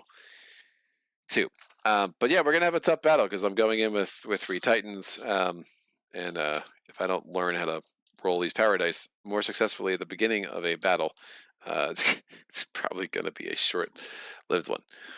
Woo! All right. Well, we're going to take a break from Aeon Trespass Odyssey. I will try to do 1 more playthrough next week. I am heading out of town on Thursday, and I'll be out of town for quite a while. So there's going to be a little bit of a disruption. I would like to get this battle done, though. If I can get through 19, 20, 21... 22. I mean, there's not another time limit for a while. The big bird's not even on the board right now, so there's a chance we can get pretty far out in the next video. So we'll do one more Aeon Trespass Odyssey video, and I might need a break at that point, because if it goes like today, well, if I lose 3 Titans, it's just over. So we have very little margin right now. The good news is I don't know what this diplomacy with the Horns is going to do for us, but I'm committed to it. I'm deeply, deeply, deeply committed to it. Is really how this is going. It's bananas to me, like how big these maps go. Because once I get back here, but the good news there, I'll have a bunch of places to explore. And maybe we can just like kind of add another layer up here. I do have a vested interest to get 30 explore tiles out. I'm gonna have to figure out who the heck is not participating in the next battle. It will probably be Heraclides, because his cards are the ones that are the most the least useful in a battle. So if we go with Raz, Olympia, and Leocules, and just kind of give them my best equipment, my best attack stuff, I think that will at least give me a solid chance. But that's that. This was super fun. So again, sorry for the later start times. I will probably be back tomorrow, looking to put a playthrough or two of the Legacy of You on the channel. I've been really digging that the last few days. I had a chance to kind of learn it. My friend lent it to me and he wants to sell it, so now was the time to learn it. So check out for that tomorrow, and then over the weekend probably get a Spirit Island on the channel, and then maybe like one more Aeon Trespass Odyssey, maybe get a Mage Knight in before I have to be gone for about 2 to 3 weeks. So but this was super cool. Arson, Fire, Saget, Joey, thanks for showing up. And everyone else, any questions, comments, epiphanies, put them in the comment section below. Any rules questions that you know the answer to that I do not, please, please, please, please, please. It would be super helpful. You've seen me struggle with this game. That is very real. It is very not how I normally do business. And it is, there's things about that that make me feel a certain way. So, but that is that. This was great. I hope everybody has an amazing night. And again, I'll be back tomorrow with a playthrough of Legacy of You. So look forward to that. Thanks again. Until next time, happy gaming. Son